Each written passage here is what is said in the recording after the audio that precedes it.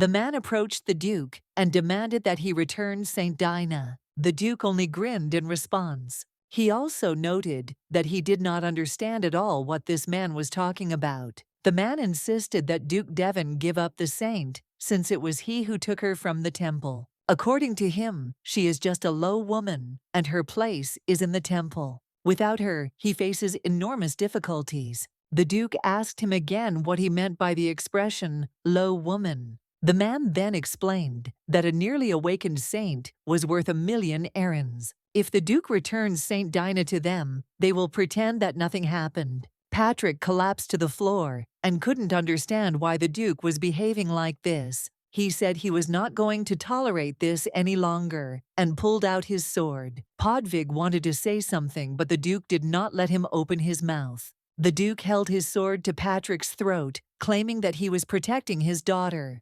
He was amazed that Patrick dared to speak to him in such a tone. It seems they expected him to turn a blind eye. Patrick told the Duke to think again about his decision. It was a crime against God himself and a declaration of war on the temple. The Duke replied that he understood and admitted that he was wrong. Then Patrick noticed that he had always considered the Duke to be smart, but he immediately cut off his hand. Everyone immediately rushed to Patrick, and the Duke said that this was where it should have started, and asked to listen carefully. Her name is not Dinah. First of all, she's not a saint. She's his daughter, and her name is Esther. If they talk like that again, then the Duke will truly unleash war against them. The maid was looking for Mrs. Esther. The weather had already become cold, and it was time for her to return home. She saw Mrs. Esther walking across the grass and couldn't understand why the lady was so interested in it. After this, Esther turned to her and said that she was already leaving. The lady came out and greeted Saint Raphael. The Duke remarked that he couldn't even believe that she was really here. He also noted that she did not have to pray for Esther.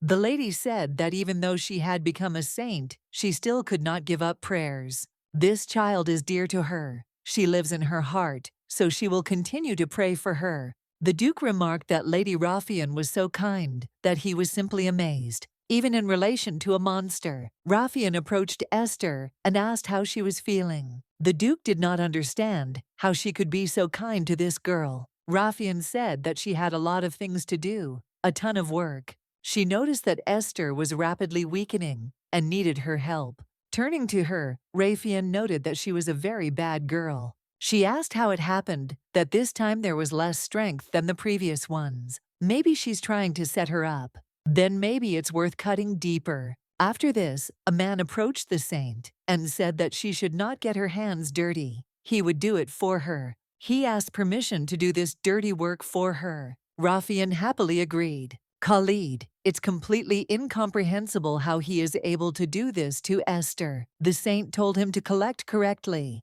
This time she needed more. The holy sword, strengthened by divine blessing, was in his hands. Esther was in so much pain that she couldn't bear it any longer. They collected her holy power from her. A few minutes later, the Duke approached Raphael and handed her a jar. She drank it to regain at least some of her holy power. As always, Esther's strength was astounding. Raphael approached her and asked if it really seemed unfair. She noted that she was the only one who could complain here. After all, she didn't even understand why he went down to the dungeon every day and drank her blood. It's all because Esther took what should have rightfully belonged to Raphael. Because Esther dared to be born. Raphael has already noted that if someone thinks this is unfair, then he should pray to the goddess. Who knows? Maybe she will have mercy and forgive her sins. As Raphael left, she said goodbye and wished Esther well. And she added that she would definitely come back again. Austin Empire. Here the divine power is holy, and the influence of the monarch are approximately equal.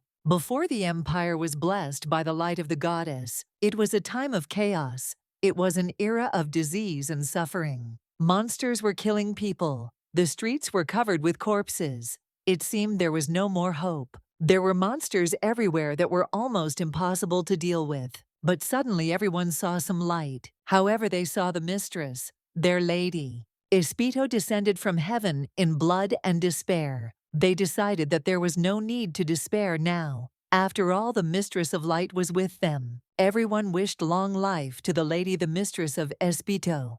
The saint helped the inhabitants of the empire drive out the darkness. Her arrival marked the beginning of a century of prosperity. The reborn empire entered a golden age. The emperor ordered to build a temple in honor of the Savior. Dawn and joy began for all residents. For all but one, the women came and said it was time to eat. They didn't understand why Esther was chained, but it is not customary to talk about this out loud.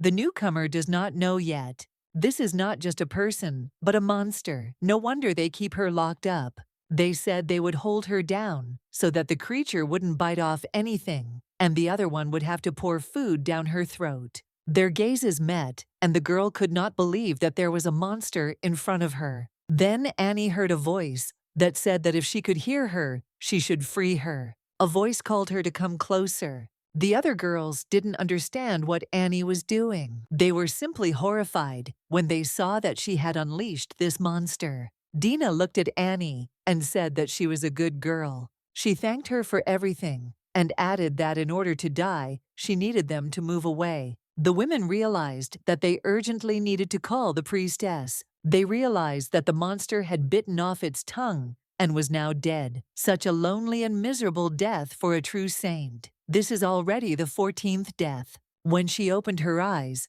Raphael was standing in front of her, asking if Dina was okay. Of course, Dina was a little surprised to see her. They were sitting on the same bench. This was the temple's study room. Raphael noticed that Dina was a little too pale. Dina said she just didn't feel well. She also thanked Raphael for her concern. Raphael replied that it was bitter for her to say this. They are friends, and friends should take care of each other. She thought Dina thought so too. Once upon a time, Dina believed this smile and thought that they were really friends. But one day, Raphael said that it was just ridiculous to consider them friends. She stressed that she never considered Dina her friend for a second. Dina, in her words, was just a naive orphan. Raphael didn't understand how Dina didn't see that they were from different worlds. Dina should know her place. Her face was lifeless. Raphael added that perhaps she should ask the priestess to let her take a little rest. Dina cried and agreed. She promised to do it. Then she added that she would go to the priestess.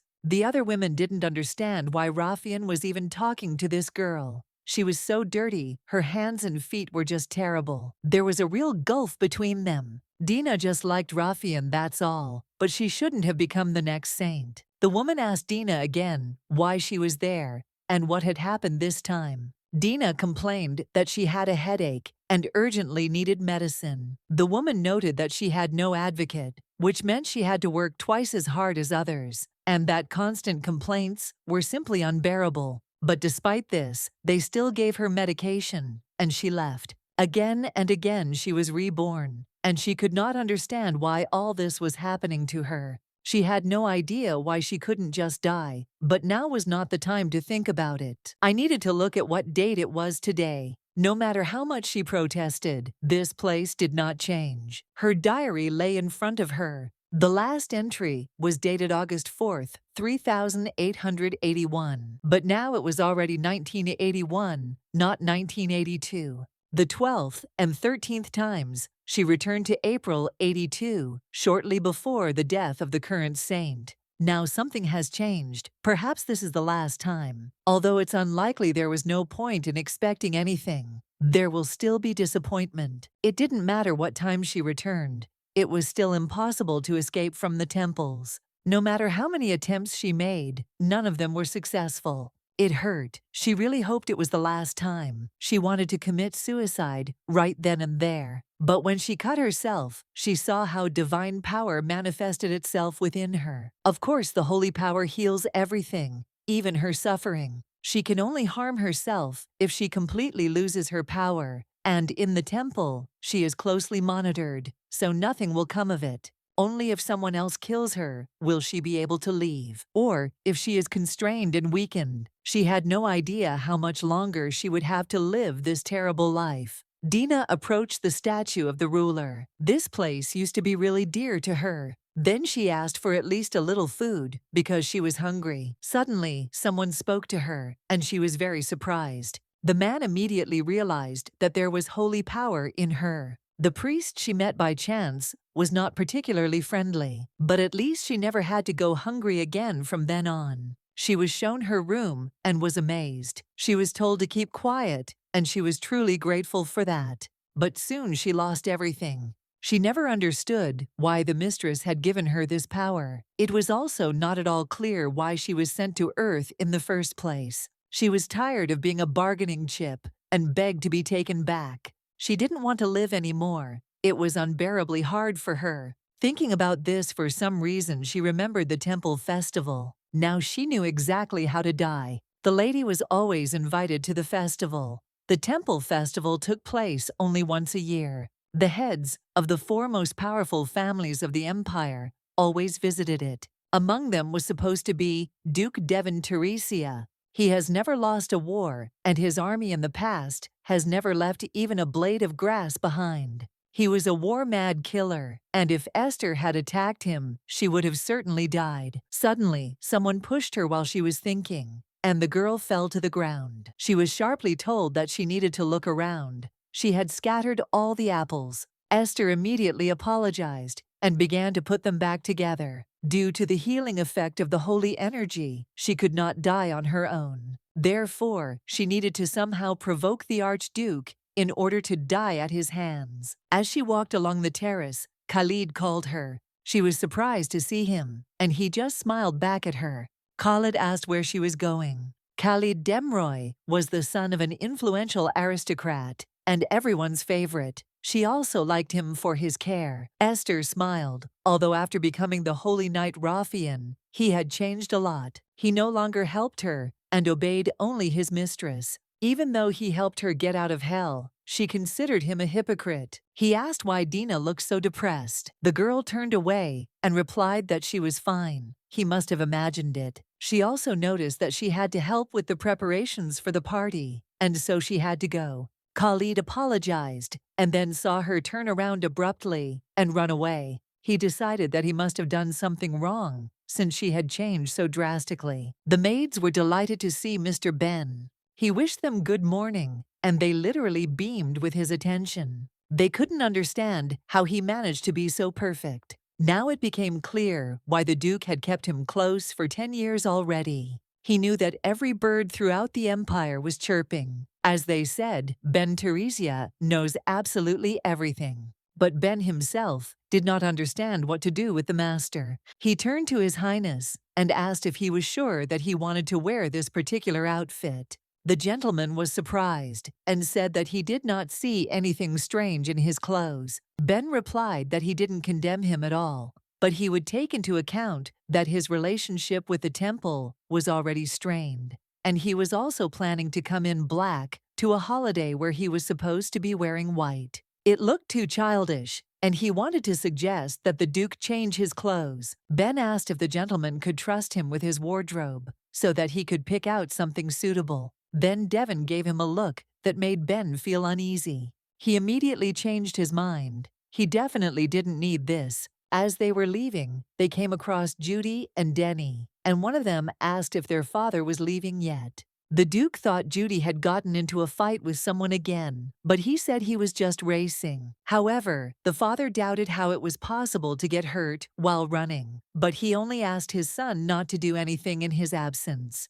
Then Denny pointed out that his father shouldn't worry. He would look after Judy. He also said that he wanted to buy some things at the same time, so they should tell him what exactly they needed. Denny asked his father to buy him a book about Archpriest Crisper, which would only be sold at the festival. When it was Judy's turn, he was very happy. He said that he wanted a little sister, and after these words, both the Duke, his assistant, and his brother were in complete shock. They asked him again what exactly he meant by his little sister. Judy explained that Heinz and Sebastian had a younger sister, but he didn't.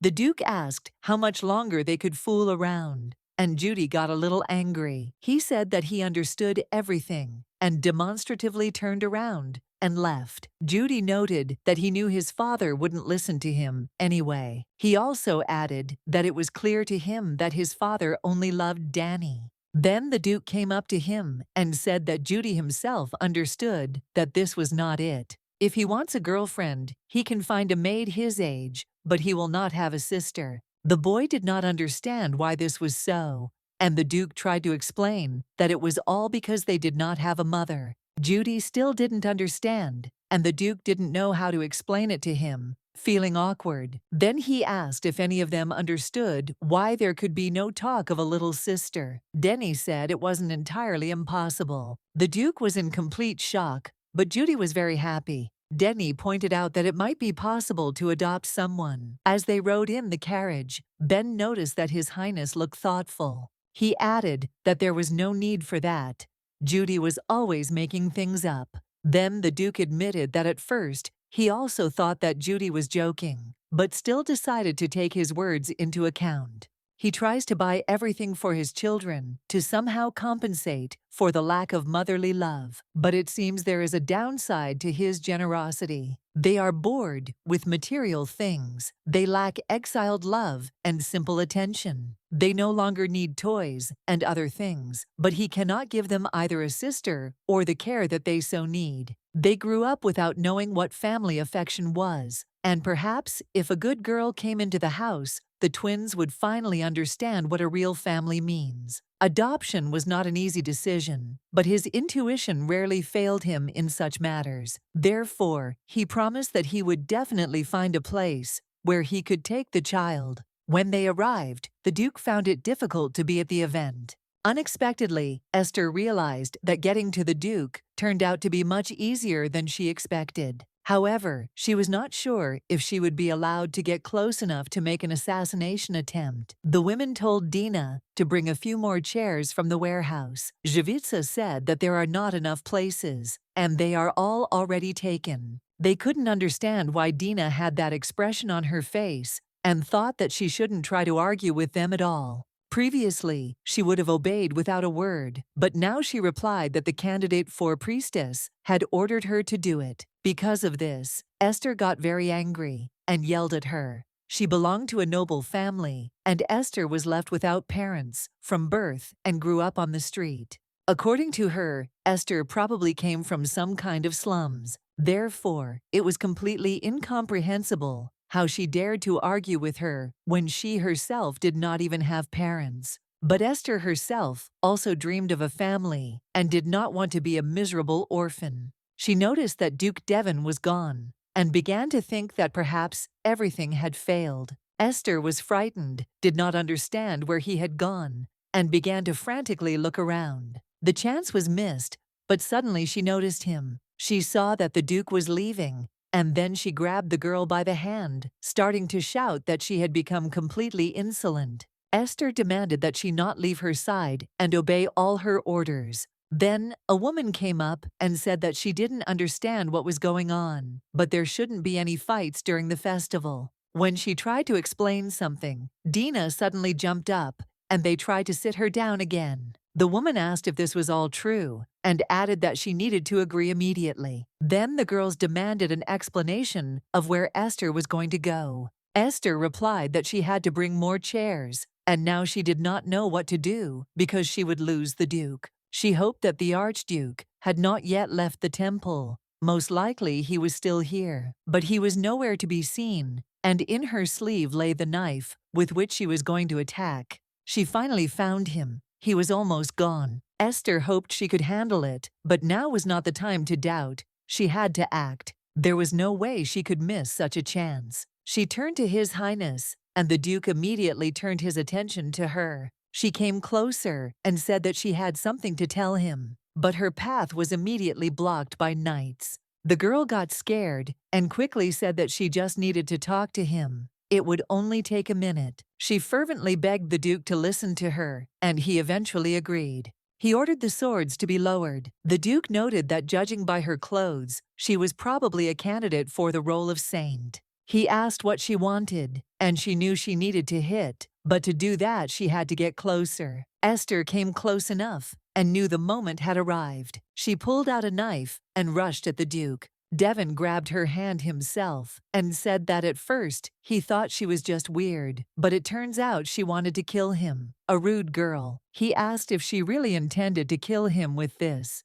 The Duke demanded to know who had sent her and ordered an answer immediately. Her age stretches on endlessly. Life full of suffering repeats itself again and again. And now she was here again, but her time had come. The Duke repeated the question again. Who sent her? She had to answer, otherwise she would die. The girl was unexpectedly happy to hear about her execution. Her hour had come. All the torment was finally about to end. Esther grabbed his hand, and Duke Devon had no idea what was happening. She hit the knife, but the Duke threw her away. He noted to himself that the girl was not only strange, but also stupid. He realized that she had come here not for his life, but for hers. She had to answer whether the temple ordered her to do so. He also asked what she had been promised in return for such recklessness. Then he thought that Esther would just keep quiet until he killed her. The Duke ordered that she be returned to the temple, but Esther immediately jumped up and began to beg him not to do it. She asked him not to leave,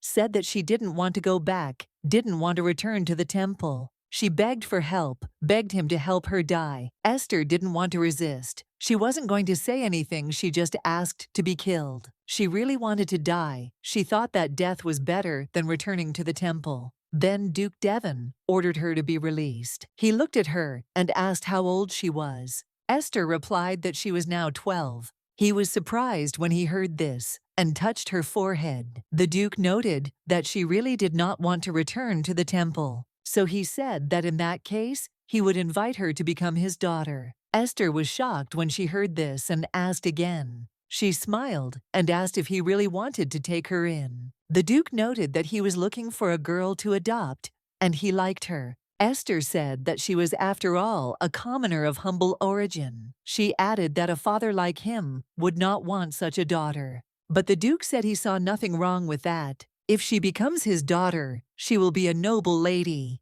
Esther couldn't believe it when she heard that she could become a noble lady, but she knew that there was no point in building castles in the air because everything always ended badly. First, you need to get out of the shelter, so she agreed to let him adopt her. The Duke thought that this little girl didn't even know how to use a knife, and she already didn't want to live. She just came and asked to kill her, a 12-year-old girl. There was such sincerity in her eyes, and that was why he decided to adopt her. He also remembered that he had completely forgotten to ask the most important thing, her name. Her name had never interested anyone before, so she named herself Dina. Then the Duke said that she had made the right choice, and later he would send someone to the temple to complete the adoption process. All she needs to do is just wait. He smiled evilly, and Esther even felt scared. The Duke apologized if he had frightened her and said that he loved it when a girl smiled at him. Esther replied that there was nothing wrong with that. It was just that no one had ever looked at her with such kindness. When he heard this, he remembered how the knights had previously said that they did not want to see him smile again. Esther asked when she could leave the temple, and the Duke replied that as soon as the adoption process was complete, she would be notified and could go to her new home. It usually takes about 5 days, and after 5 days, she will finally leave the temple and gain freedom. Only then will Esther no longer be burdened by anything. And will she be able to die? The gentleman asked Duke Teresia again whether he really intended to take the candidate for sainthood. The Duke confirmed that this was indeed the case. He intended to adopt her. The gentleman objected, saying that candidates for sainthood were the temple's most valuable resource, and therefore such a thing was absolutely out of the question. However, the decision may change, depending on who exactly he wants to take under guardianship. Perhaps they can pass on a lower-ranking girl. They thought the Duke had already chosen someone, and then he named them Dinah. The men heard this name for the first time and began to search for information about her in archival records. Then they realized that it was about an orphan found on the street, and they asked again if the Duke was sure that this was the girl he wanted. After all, she had almost no holy energy. One could say she didn't have any at all. If he wished, they could present a more suitable candidate. However, the Duke coldly remarked that they seemed to be questioning his choice, and for that, he usually took away their tongues. Then the gentleman said that they agreed to give the girl away, if only to at least slightly reduce the possible damage from the Duke's actions. He added that despite everything he asks, for a small donation to be accepted for the benefit of the temple. The men were in complete shock when they saw how much money they would receive. It was 1,000,000 errands. The temple had not had that kind of money for a long time. Ben noted that in this case they are counting on the support of the temple and hope for mutual understanding. The men quickly assured that of course they would be very happy to help. They expressed their deep gratitude, promising to use the donation for good, and said that the Duke had indeed been of great help to the temple. Ben expected things to be much more complicated. Meanwhile, the men began to ponder who would get the money. The temple, or one of them said that only they knew about the money, and therefore it would be quite possible to simply divide half of the sum between themselves. To give that kind of money for a third-rate candidate who has no chance of becoming a saint is like throwing it away. The wound on Esther's neck had already healed, and it happened quite quickly. She decided that she could now go outside. Previously, due to unstable divine energy, she was not allowed to leave the temple grounds. It was strange to just up and leave, and that was it. And yet Esther had not expected anything. The nobility was often frivolous. Who knows, maybe tomorrow everything will return to normal, as if nothing had happened, even if she ends up in the Duke's house. He already has 2 sons. All nobles are the same. Prejudice, envy, meanness. They certainly won't become a family for her. Therefore, you always need to be prepared, although in essence this is no longer important. Or maybe you just have to die, and that's it. Perhaps all she had to do was wait for that moment. In the meantime, she could be patient. The girl was told more than once that she must obey every order of the Duke, without question, without asking questions or expressing dissatisfaction. She was warned she should not hope to return back. The temple would have to be forgotten forever, as if her life before it no longer existed. When the girl timidly asked what would happen if the gentleman suddenly abandoned her, she was dryly told that then it would only be her personal difficulties. The temple no longer has anything to do with her, and now she must find a way to survive as best she can. No one else will come to her aid. All this seemed terrible, especially because she had once truly considered the temple her warm and familiar home, and believed in its care. On the way, the girl unexpectedly ran into Rafian, who stared at her in surprise, not immediately recognizing the changed Dina. Rafian couldn't understand where she was going so early, because in their house, it was not customary to go out without special need. The woman noticed that Mrs. Rafian herself had also been on her feet since early morning, which was unusual even for such a responsible person. Rafian replied that she was heading to prayer, and politely asked where she and the girl were going, since it was too early for a walk. The woman calmly explained that from now on Dina would live in the house of Duke Teresia, as if it were a completely natural decision. Hearing this, Rafian was shocked to the depths of her soul, and the woman added that the Duke not only sheltered Dina, but officially adopted her. Rafian was simply completely perplexed, and asked again if she had made a mistake, because what she heard from him was so unexpected and shocking. She immediately asked if she would be allowed to say goodbye to Dina, because the girls were very close friends, and the bond between them was strong. The woman replied that of course they should not rush, and they could well afford to say goodbye to Dina. No one would be against such a step. Rafian couldn't resist asking another question. Was Dina really going to live with the Duke? And was he her real father, or was it just a rumor? Dina immediately replied that this was not the case, after which Rafian curiously asked why the Duke then needed an orphan who did not have high divine energy. She didn't understand why the Duke decided to adopt her, because Dina's level of divine energy was quite low, and it seemed strange and illogical. At this moment, Rafian took off her mask of hypocrisy openly showing her true attitude and hidden motives that had not been visible before. She then quickly apologized for her words, saying that she did not mean to offend Dinah, and that it was said thoughtlessly in the heat of the moment. Rafian admitted that she was just really sad that Dina was leaving, and that she would miss their communication and friendship.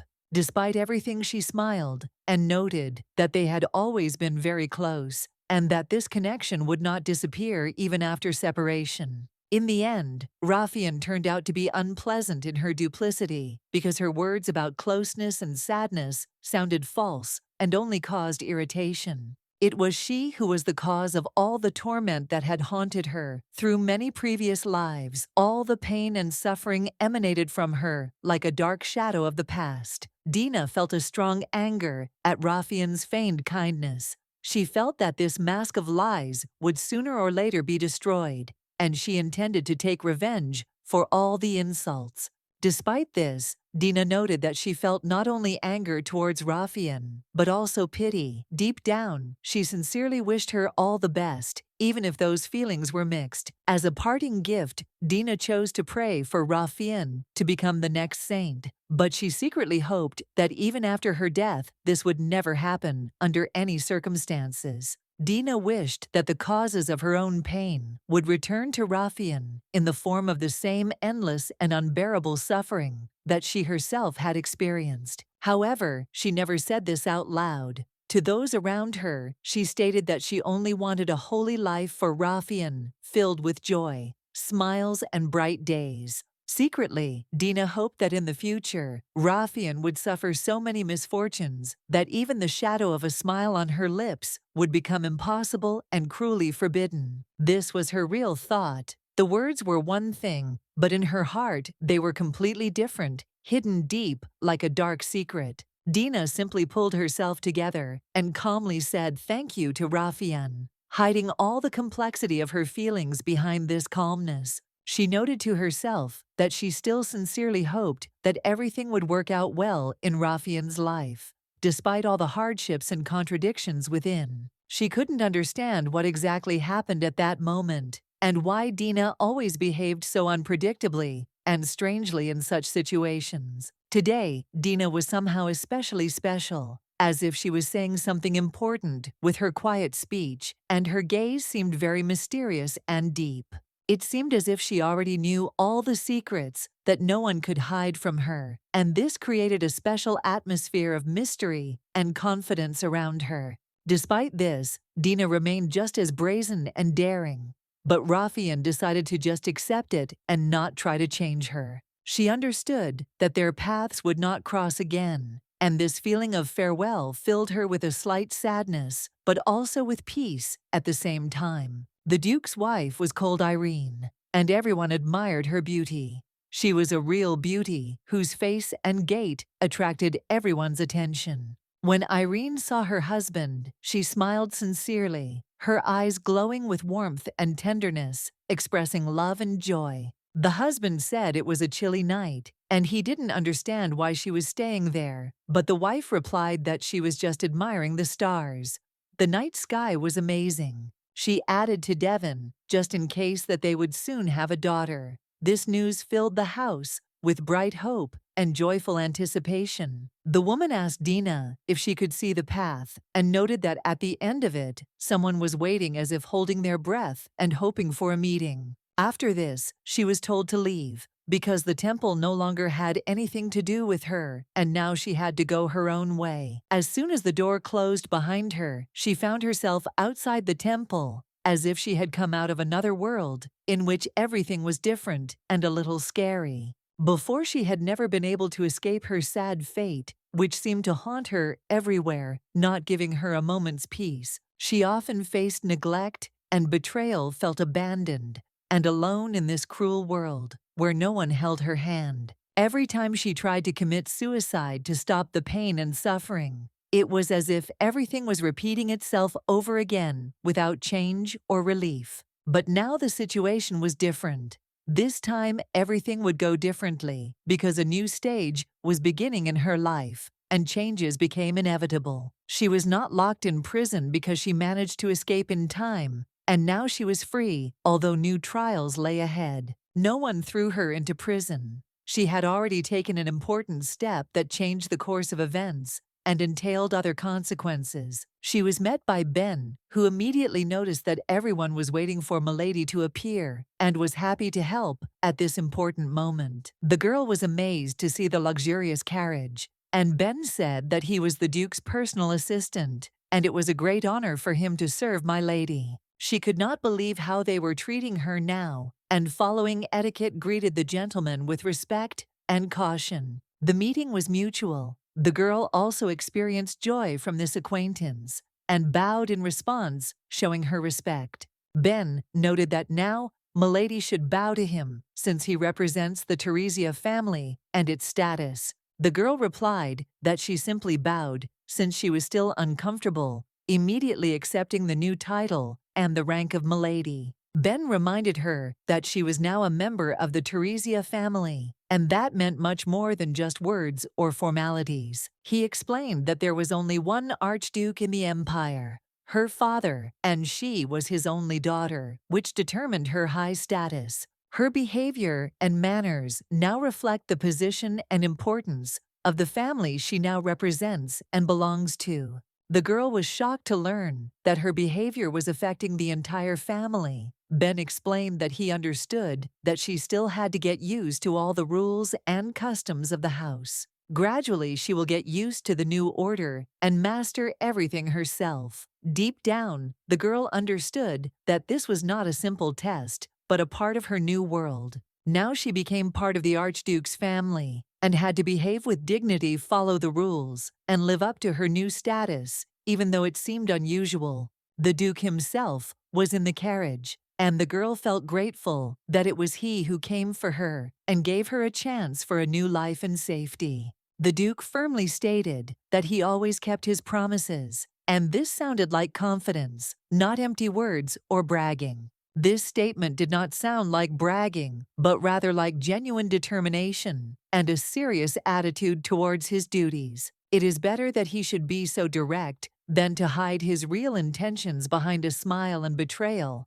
as often happens in high circles. The girl sat far from the Duke, feeling fear and uncertainty. She was not used to being next to such an influential person. She even moved further away, trying to keep her distance, because she was out of her element and did not understand how to behave correctly. Perhaps it was simply the first bad impression of the Duke caused by fear and uncertainty in a new environment. The Duke could hardly have behaved differently. His manner seemed reserved and somewhat cold, which was explained by his role and character. He asked if all the things in the carriage belonged to her, to which the girl answered in the affirmative, not hiding the fact that this was all she had at the moment. The Duke noted that she still had many necessary things to buy, but the girl immediately objected that she did not need anything, fearing unnecessary expenses and changes. She assured that everything was fine with her and that she had enough of the things she already had and didn't need anything else. But someone thought that there was no point in buying her anything. Her fate was sad anyway, and it would all end soon. The Duke felt awkward because it would have been so much easier if she had just said what she wanted, like Judy did. He himself did not understand what she really wanted, but he wanted to give her something special, a name that would be important. His wife's words came to mind that they would soon have a girl, and she dreamed of giving her a name that would shine like the stars in the sky. She wanted this name to contain all the boundless love she already felt for her future daughter. The name chosen for the girl was Esther, which was supposed to become a symbol of new life and hope. At first, the girl did not understand why she was given the name Esther, but the Duke explained that it meant the beginning of her new story. Her name was now Esther, a name that translated as bright as a star, filled with light and promise. The girl noticed that all her life, she had lived in darkness, as if in a shadow where it was impossible to shine. She had never been allowed to shine, and that was why the name seemed foreign and unsuitable to her. She tried to object that it was not for her, but she was stopped, saying that her light was yet to come, and it would be special. The Duke assured her that one day she would shine so brightly that she would be the only one who would stand out among all the ladies Teresias in the vault. She would be special and unique. She will be the one who will be able to freely choose her own destiny, not submitting to other people's decisions,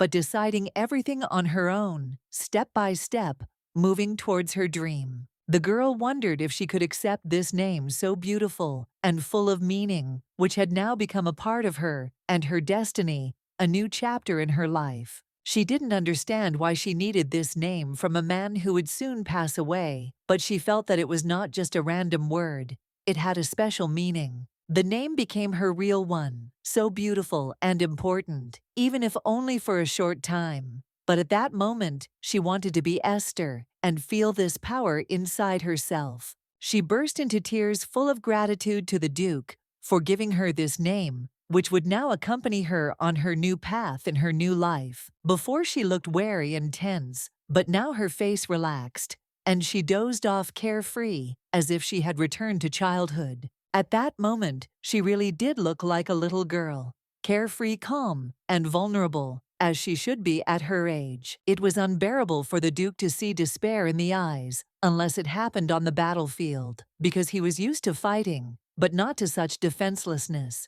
He understood that the little girl had probably been through a lot and seen more than the soul of a child of her age could bear. Her clothes were very tattered and worn, indicating the hardships and long journey she had had to overcome to this point. If you looked closely, you could see that her clothes were very dirty and worn out, as if she hadn't changed or washed them for a long time. He immediately realized that all this trouble happened because of the temple priests, who only complicated the situation with their behavior. He turned the carriage towards the dress shop, saying that they urgently needed to choose clothes for the girl. This surprised one of them, who asked if it was really so important to go there right now, without delay. The Duke replied that they were heading straight to Odar Street, where everything they needed could be found without delay. Now the girl had a real family, and the boy asked who this Duke was, who had become her new patron. The girl herself could not yet say who he was,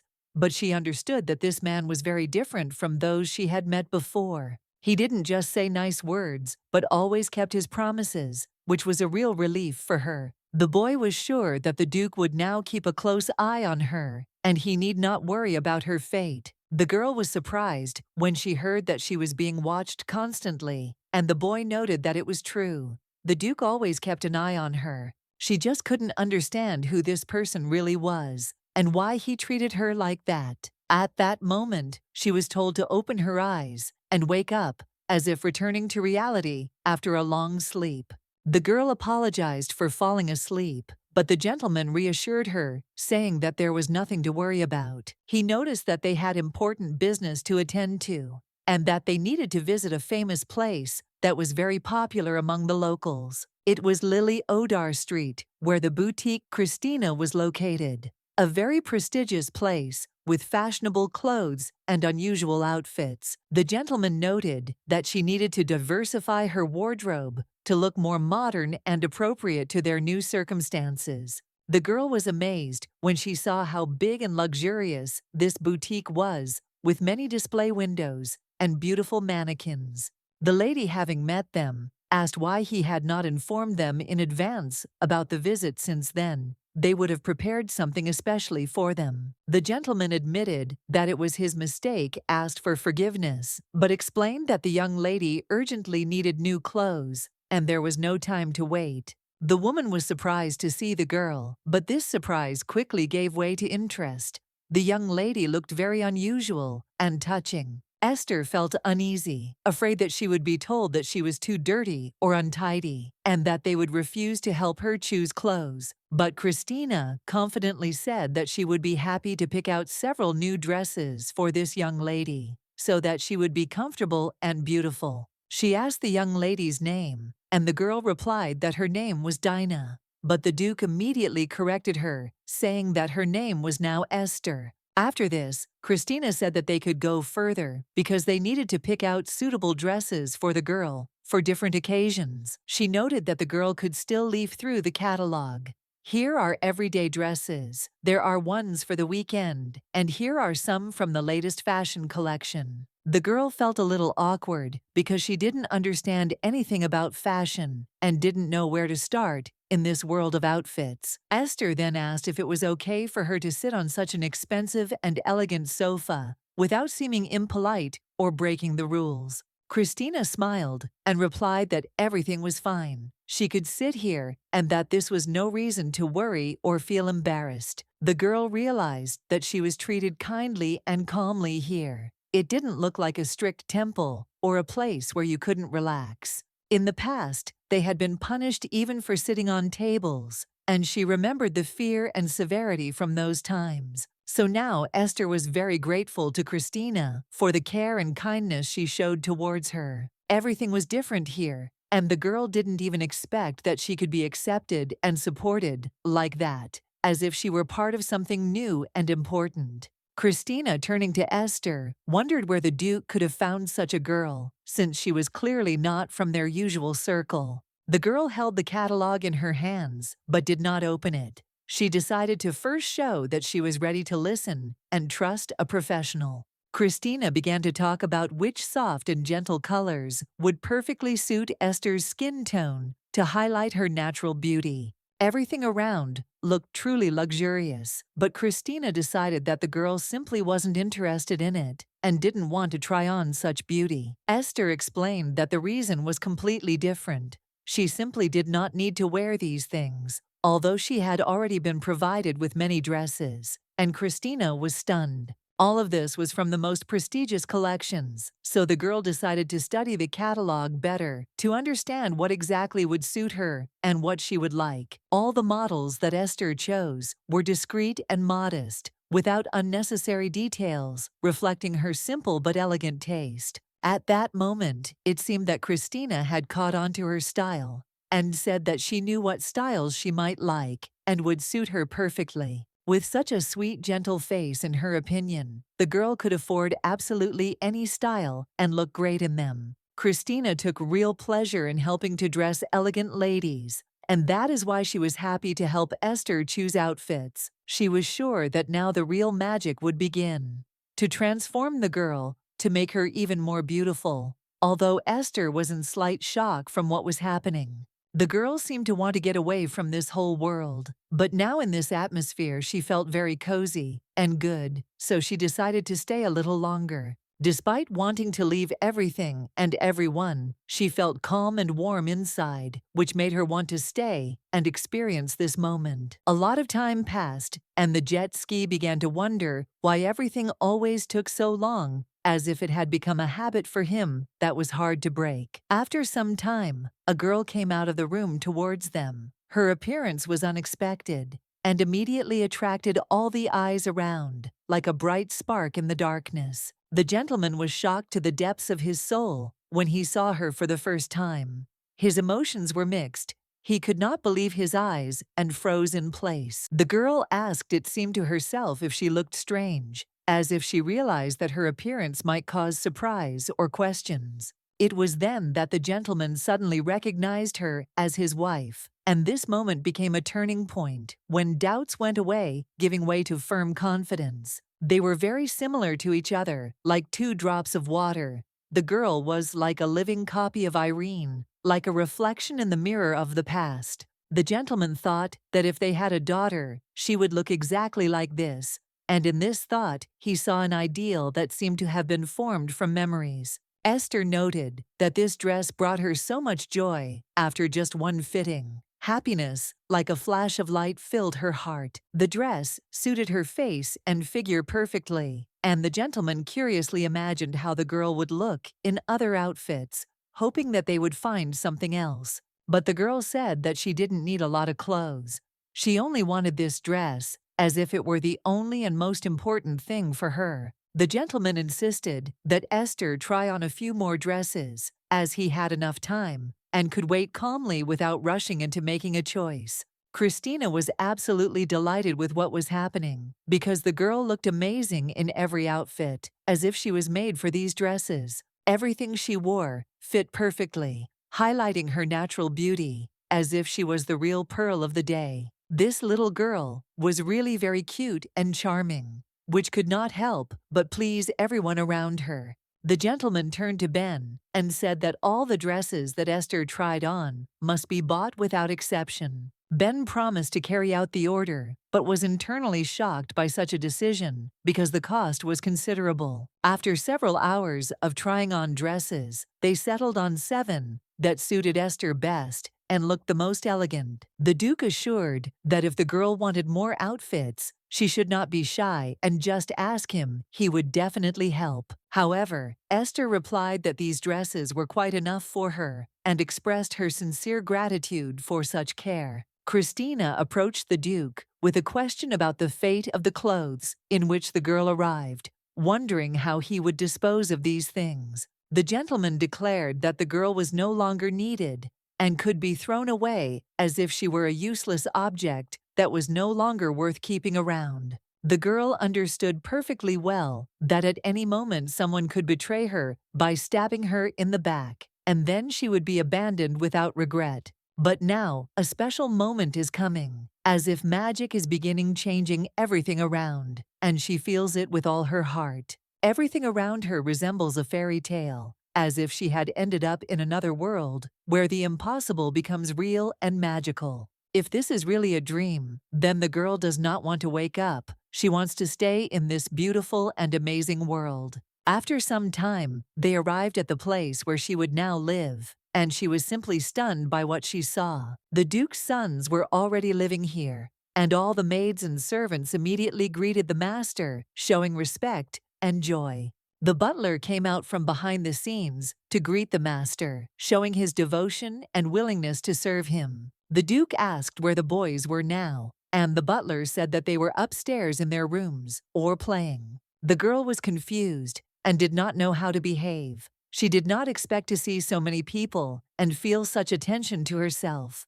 The master ordered his sons to be called, but they themselves quickly ran to him, without waiting for an invitation, as if they sensed his return. The boys ran up and asked in surprise when their father had managed to return, not expecting him to appear at that moment. They also noticed a girl next to her father and asked who this strange little girl was who appeared with him. Even the girl was asked who she was because no one really knew her story or name, and everyone was puzzled by her appearance in the house. Denny immediately said that people should choose their words more carefully and not just call her a little girl because she is now part of the family. But people could not understand how to properly address the girl because her name was unknown to them, and this only added to the confusion. These two were twins, the sons of a duke, and everyone knew that they were brothers, but the girl remained a mystery to everyone. The gentleman ordered the two to come down and introduce themselves properly, without unnecessary conversations or doubts.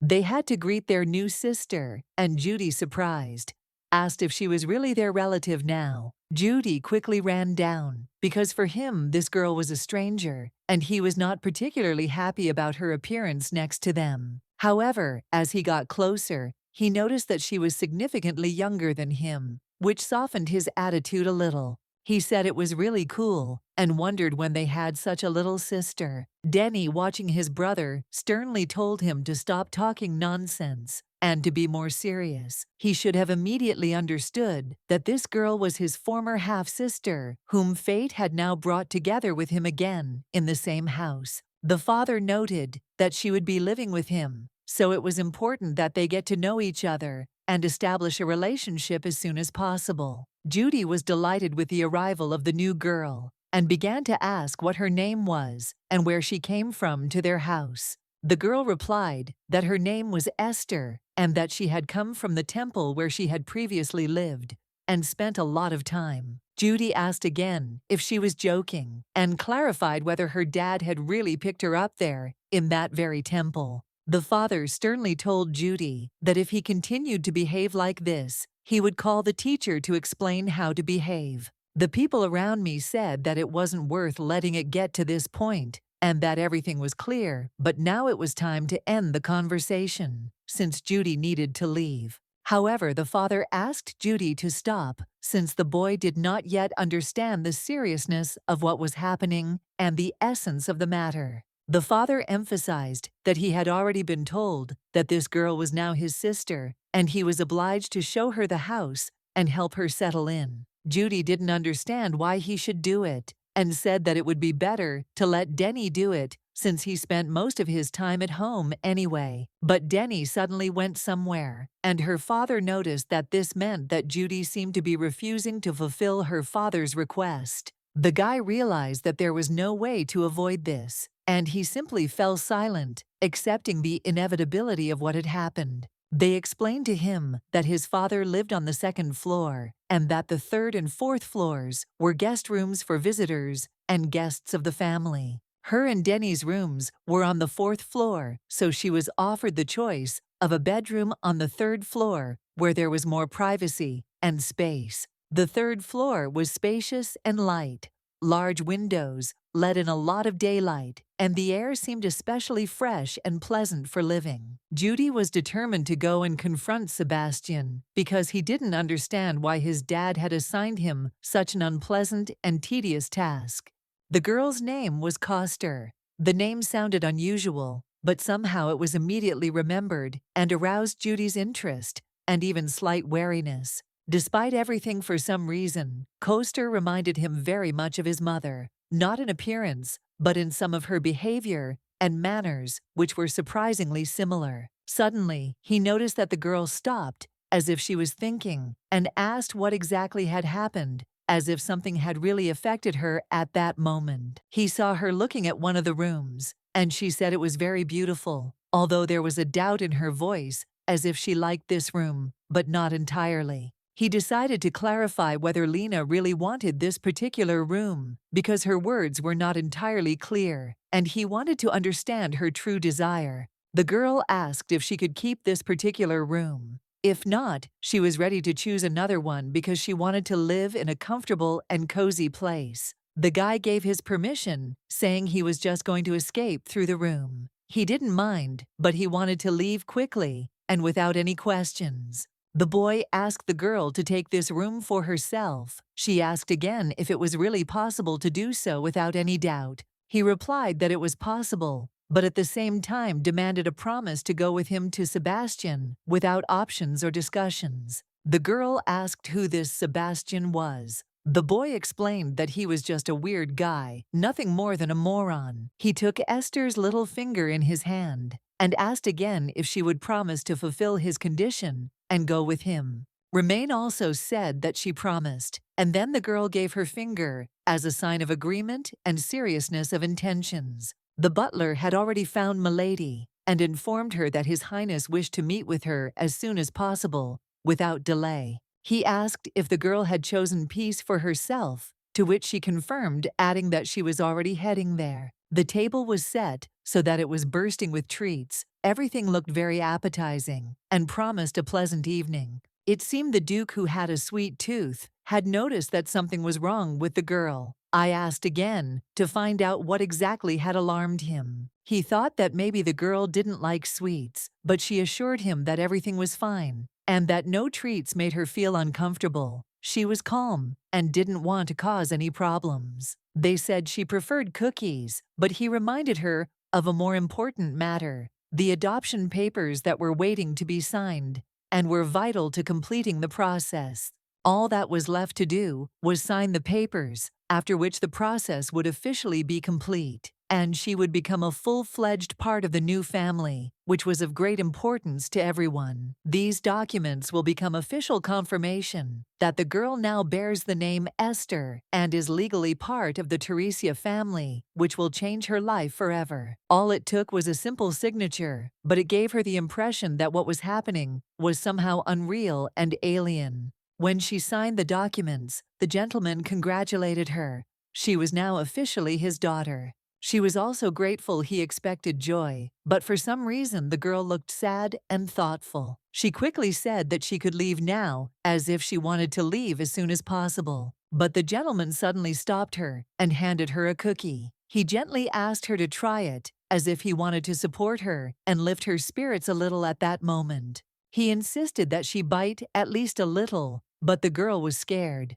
She did not understand how he had suddenly appeared nearby. However, she still decided to try these cookies, not knowing what awaited her. It turned out that the cookies were very tasty, and the girl smiled heartily for the first time. It was a real pleasure, and the Duke, seeing her smile, also could not hide his joy. He said that now she can eat as much as she wants, and not be afraid to ask for more. She will no longer need food and care, because now she is part of the family and deserves happiness. Every day will be filled with warmth and joy for her, because she became the daughter of a duke. This new position changed her whole life, opening doors for her that were previously closed. It all happened precisely because the Duke accepted her as his own daughter, providing her with the protection and attention that she had not experienced for so long in her life. In the evening, the Turkish man informed the gentleman that Esther was already fast asleep and nothing was bothering her. This was a signal that the girl felt safe and at peace. The master understood the importance of this moment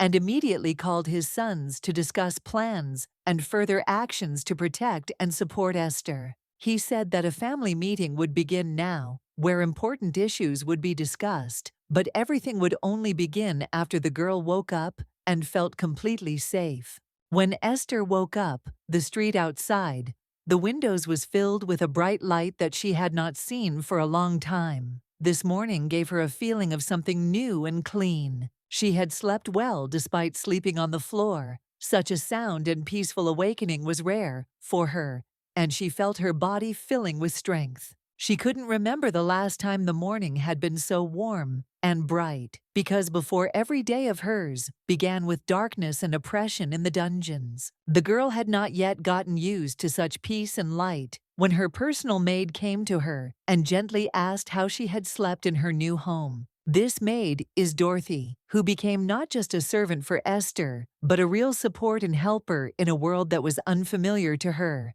The girl replied that she was comfortable and calm. She asked how Dorothy herself had slept, to which the maid quietly noted that the lady had promised to be there and not to worry. The girl noticed that she had simply asked a question, but he was not used to it, and the maid was sure that the mistress would quickly master everything. It was already time for breakfast, and everything was being prepared for it. Of course, the girl understood that she needed to get ready quickly, and they promised to help her so that everything would go smoothly and without unnecessary hassle, because the beginning of the day was very important. The table was still set neatly and beautifully laid, with elegant dishes and fresh dishes that were waiting for their guests, creating an atmosphere of comfort and order. The girl felt that there was no special place for her here, as if she was superfluous, not fitting into the overall picture, and this feeling increased her confusion and uncertainty. Now she realized that there was no point in even hoping for family warmth with the master, because she was not here to play family, but to fulfill her role, which was far from close. Brother Denny came up to her, wondering why she was standing in the middle of the aisle, and gently told her to take a seat at the table so that she wouldn't feel like an outsider among everyone. He explained that her place had not yet been set because he had not yet been assigned one, so at the moment there was no separate table setting for her. He advised not to stand and to sit down, so as not to stand out and not to create inconvenience for oneself or others, emphasizing the importance of respect for order in the house. Denny noticed that Judy, his sister, had slept for a long time again and had not yet gotten up, which was usual for her in the mornings, and caused slight bewilderment among those present. He asked if the girl's name was Esther, trying to remember her name, and welcome her into the house as a guest should, so that she would feel more confident. Denny asked the butler to pour water for Milady, considering it an important part of the morning ritual to show care and attention to the guest. He explained that it is good to drink a glass of water in the morning because it helps the stomach work better, and noted that he always starts his day this way, following simple health rules. The girl noted that she had not known such things before, and the guy added that she should also pay attention to several useful habits that would help her in life. The girl realized that this was hardly a sign that he liked her. She didn't even expect that he would ever talk to her personally and pay attention to her. From that moment on, Esther became a younger sister to them, and her past ceased to matter.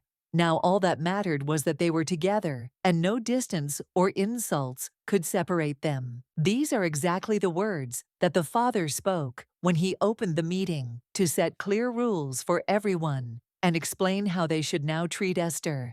The father especially emphasized that this rule applied to Judy, who no longer had the right to be rude or offend Esther, as had happened at their first meeting. Judy didn't understand why someone was speaking for him again, but his father explained that it was because of the constant troubles associated with his behavior, and he should listen carefully to the instructions. The father explained that he took Esther in, not because of someone's whims and desires, but because in the future she needed to be protected and accepted as an equal part of the family as his own daughter. Now they all need to try to get along with her, build good relationships, and create an atmosphere of trust and care around Esther, like in a real family. Denny thought it was strange that his father would pay so much attention to someone he didn't know before, and why he cared so much about her in particular. Esther's name became interesting and mysterious to everyone. They wanted to understand who she was, where she came from, and why Duke Teresia chose her to adopt. Esther noticed that their water tasted very good, and smiled for a moment, sensing something unusual in this simple drink. It was a small discovery for her. Denny was surprised by her words about water.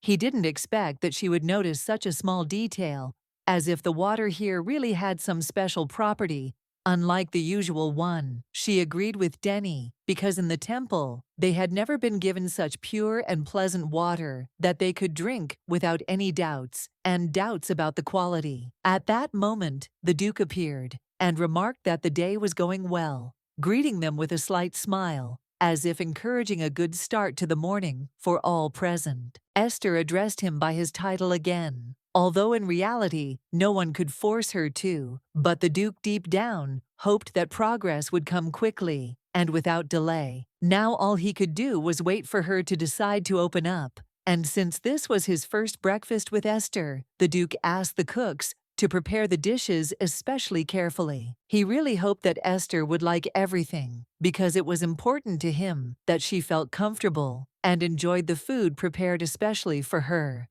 A place at the table had already been prepared for her, and the upcoming breakfast seemed like a real miracle, something unusual and special, created just for her. Esther did not know how to use cutlery properly, and was afraid that she might be ridiculed for her ignorance, because it all seemed completely alien and new to her. She noticed her brother Denny suddenly grab the utensils, not understanding why he did it. This action seemed unexpected and a little strange to her. Gradually, she began to think that perhaps he wanted to show her how to hold these devices properly, as if he wanted to help her understand them. She realized that Denny probably wanted her to repeat after him, because he noticed that she was having a hard time doing it. He seemed to really understand her well. He was very observant and attentive to her needs. The Duke, watching them, was now sure that he definitely didn't have to worry about Denny. She would be fine with such a brother.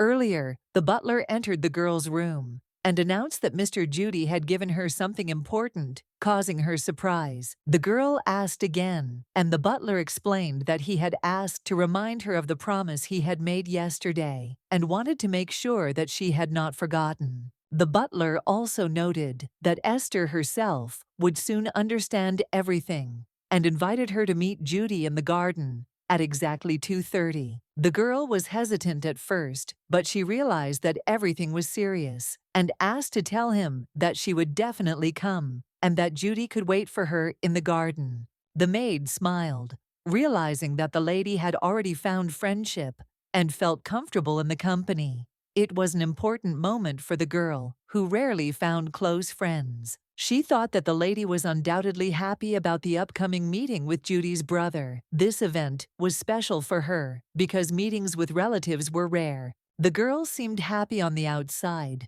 but in reality she admitted that it was the first time she had made an appointment, and felt a little nervous about the upcoming event. The maid suggested not to waste precious time, and start preparing for the exit, showing concern and a desire to accompany the girl on a walk to support her. The girl expected to see a dense and dark garden, but instead, it turned out to be a spacious, bright place, a real decoration of the estate, which everyone here was very proud of. In addition, the maid prepared a small snack so that they could have a picnic and enjoy the meal outdoors while they waited. The master was due to arrive soon, and it was better to wait together. No one had noticed her before in the temple, so the promise to meet seemed like something truly important and sacred. The girl was really looking forward to seeing Mr. Judy and tried to believe that he would definitely appear very soon, giving herself the strength to endure the wait. They had been sitting there for a long time, and the maid herself began to wonder where Master Judy could be, because he was still nowhere to be seen or heard. It was completely unclear where he could have gone, and whether he had forgotten about his promise, because time passed and he still hadn't appeared nearby. People can be unpredictable at times, and he seemed to have forgotten what he had promised to do, despite all the agreements they had made. His behavior became a mystery to everyone. The maid was at a loss as to what to do next. Perhaps it would be better to take the lady home until the situation became clearer and safer. Esther calmly noted that there was nothing wrong with the delay and suggested that they wait a little longer since they were in no hurry anyway and could spend time together. She explained that people were mentioned because he apparently had some important business to attend to, which was probably why he was delayed, although he had promised to show up on time. Esther expressed a desire to be a little patient because this was their first walk, and she wanted everything to go as well and pleasantly as possible. The maid was amazed. The lady turned out to be so reasonable and balanced that it was difficult for her to understand where she got so much calmness and prudence at such an age. Suddenly, a young man approached them, who considered Judy a fool and did not understand why he brought him here at such a moment, clearly expressing his dissatisfaction with the situation. Judy explained that he had a new little sister, but the guy called it nonsense, thinking that he was actually just jealous and making up problems for himself. The young man approached the girl and began asking who she was and whether they had met before trying to understand what her real role was in their environment. He asked if she really was that little sister of Judy's, not fully believing the truth of what he had heard from his brother. The girl was afraid to answer questions. She was overcome with excitement, and she tried to find words to explain her situation, but fear prevented her from speaking freely. The guy grabbed her hand and said that Judy was already in such despair that he decided to send some random girl to him in order to somehow get out of the situation. He was so depressed and lost that he said he had no other option left, not even something to hold on to. The guy seemed completely crazy because he admitted that he no longer knew what to do next and that he had no support in his life. The maid intervened and advised Mr. Sebastian to behave differently. Now the girl finally understood who this Sebastian really was. Sebastian asked Esther how much Judy had paid her, emphasizing that she should not be shy and should honestly tell the whole truth. He promised that if she confessed, he would double the amount, because for him, she was just a common girl, like furniture that could be rearranged in a temple. The maid warned that if Lord Sebastian continued to speak to the lady in such a tone, she would immediately call His Highness to intervene. Sebastian was surprised to hear about the Highness and wondered if this girl really was Judy's sister, despite all the doubts about it. He thought it was a lie because the girl didn't look like Judy at all, and his gut feeling was telling him that something was wrong. Besides, he wondered where she had come from, because this skinny and cheap girl could not compare to his real sister. He told the girl that if she thought that the master would save her, then she should believe that he would not allow her to feel bad and would not give anyone an inch. Esther apologized when the maid told her that she just needed to sit down to rest a little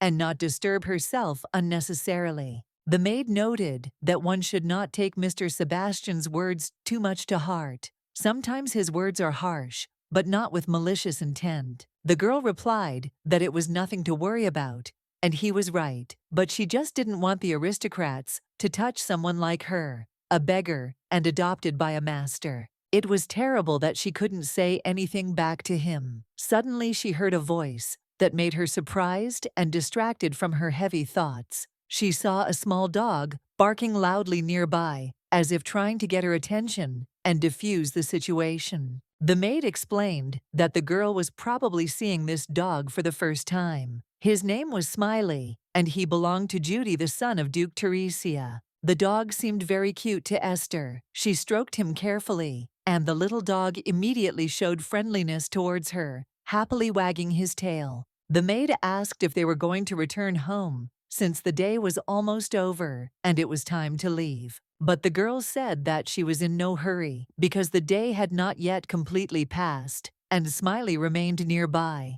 She did not want to leave without him. She was no longer expecting Judy's brother. She just wanted to sit in the sun for a while, enjoying the rare moments of peace and warmth that evening. Judy felt relieved when it was finally over. Although the talking bird was never shown at the auction, it was simply absent, and he continued to wait. He asked the butler about the time, and upon hearing the answer was surprised at how many hours had passed since then. Then Judy wondered if Esther had made it home yet, and realized he should apologize for not being there on time. He is sure that Esther is not so naive as to wait for him all this time without a reason and tolerate his lateness. Judy decided to take a short walk around the garden to clear his head and noticed Esther there with her maid. Their quiet conversation immediately caught his attention and made him stop. He wondered why she was there alone. As Judy turned towards them, Esther noticed his gaze and quickly turned around. Her eyes met his, and she immediately knew he was there. This left her slightly confused and feeling that his appearance was unexpected. Judy couldn't hold back his emotions and called her a fool, although the words sounded with a hint of irritation. He wondered why Esther was walking alone without any serious reason, as if she didn't care about herself. He didn't understand why the girl was still waiting for him, even though he was several hours late and couldn't come earlier. It made him wonder about her patience and devotion. Judy also noticed that the sun was almost setting, and Esther still hadn't returned home. To him, this seemed strange and a little alarming, because she was usually more organized. Realizing that his words might have hurt Esther, Judy tried to apologize. It was important to him that she understand that he had not meant to hurt her or make her feel uncomfortable with his harsh tone. He noticed her smile sincere and warm, like a light from within. His gaze spoke of deep sympathy, as if his heart beat faster just from her smile. The girl looked around calmly, not trying to give away or drive anyone away. She felt comfortable here, and she decided to stay, taking her place where she liked to sit. Overall, there was no reason to worry or be anxious. Everything seemed calm and natural, as if nothing bad had happened at all. He noticed that she was there, and although he doubted it, he decided not to make the situation worse and to go home, forgetting everything that had happened that evening. He offered her to sit on his shoulders, realizing that the girl was probably tired after a long day and was ready to help carry her home. At first, she didn't want to, but he insisted, and nevertheless carefully lifted her onto his shoulders to ease her fatigue and facilitate a speedy return. The girl asked him if it was hard for him to wear it, because it might come off if he got tired or felt discomfort. The guy said that now she should stop calling him sir, because there were no official boundaries between them for a long time. This form of address began to sound strange and unnecessary, as if there was a barrier between them. The girl was confused and did not know how to behave now because she always called him that. It was part of her upbringing and habits. It seemed to her that without this address, something was lost in their relationship. Jude explained that they should address each other differently, now that they were no longer just acquaintances, but a true family in spirit. He wanted her to feel closer and freer around him. When the girl finally said the word brother, he immediately became embarrassed and blushed, but smiled sincerely. He felt how warmth and joy emanated from this simple word, which brought them even closer. The guy asked her to understand the reason for his lateness, explaining that it was due to an important and respectful matter that required patience and understanding. He wanted her not to worry about his delay. The girl noticed that he had come after all, and that in itself was a good sign. Her heart calmed down a little. She realized that the wait had not been in vain, and now everything would be fine. Judy promised not to break his word again, as if he had decided to correct himself forever. The girl thought that she had simply had a good time while waiting for him to come. The guy noticed that she was still waiting for him, despite everything that had happened. This was important, because her waiting spoke of something more than just chance. He also warned the girl not to tell anyone else that she liked waiting for someone, as this could cause unnecessary questions and anxiety.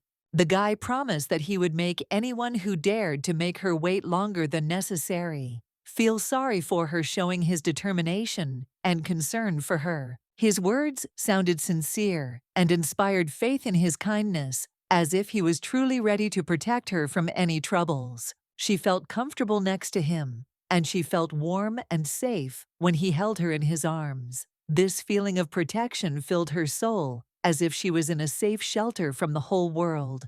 The maid, watching the girl, noticed that she was already fast asleep. The excitement and worries that had accumulated during the day were replaced by a deep, calm sleep that completely carried her away into a world without worries. The girl was pretty tired all day, and looking at her at that moment, he felt like a real older brother for the first time. The responsibility for her became tangible and important as never before. He hadn't expected Esther to be so light like a feather, and was surprised at how easy it was to carry her. If he had known in advance that he would have to take care of someone so closely, he would have started preparing in advance. Deep down, he made a promise to himself. Everything that concerned Esther, her wishes, her requests, her needs, would now come first for him above everything else. The morning began with an unusual sensation.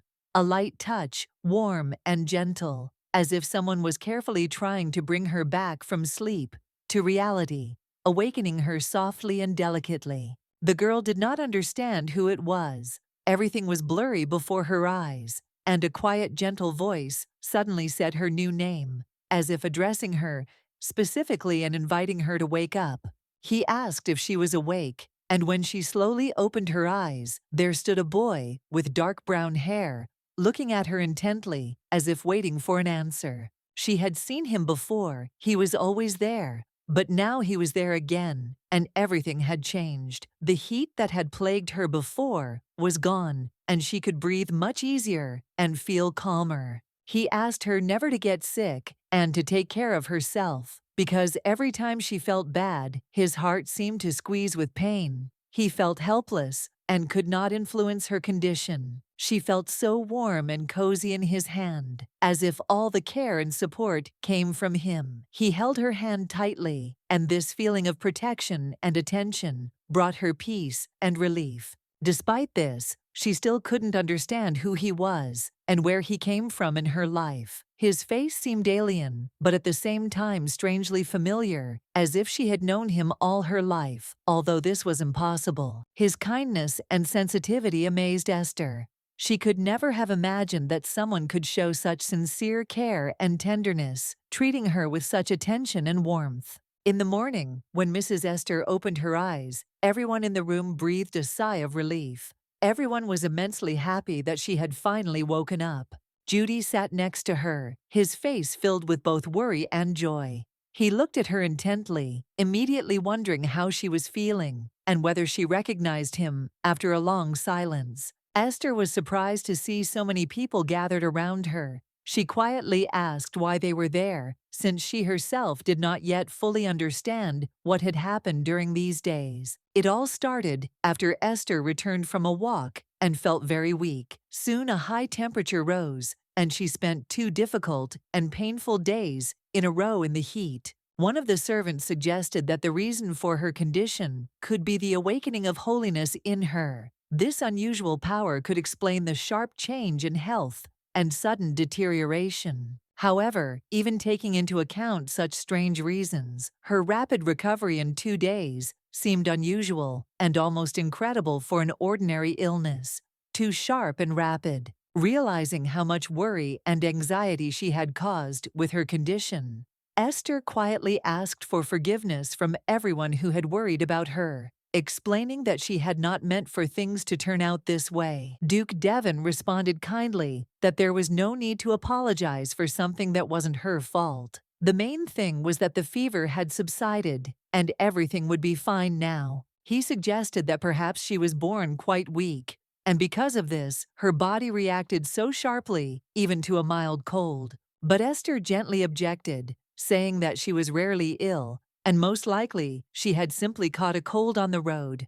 After all, the journey was long and tiring. Taking this into account, the Duke ordered that Esther be shown to a doctor, since the journey was not an easy one, and her condition required the attention of a specialist. People brought her a small hair, saying that it was just a gift, not worth special attention, as if it were something ordinary and unremarkable. But then they added that they were giving it to her, specifically because according to them, there was something in common between her and this rabbit that made them surprisingly similar. The girl did not immediately grasp the essence of the words. Only later did it dawn on her that by calling her like a rabbit, they probably meant her defenselessness. Judy had always been peculiar, and in truth, the girl had felt something like this before, a strange excitement, as if something was awakening inside. She had little doubt that the awakening of divine power would soon occur, because everything inside her told her that the moment was already near. She wondered if it had anything to do with her now living with the Duke,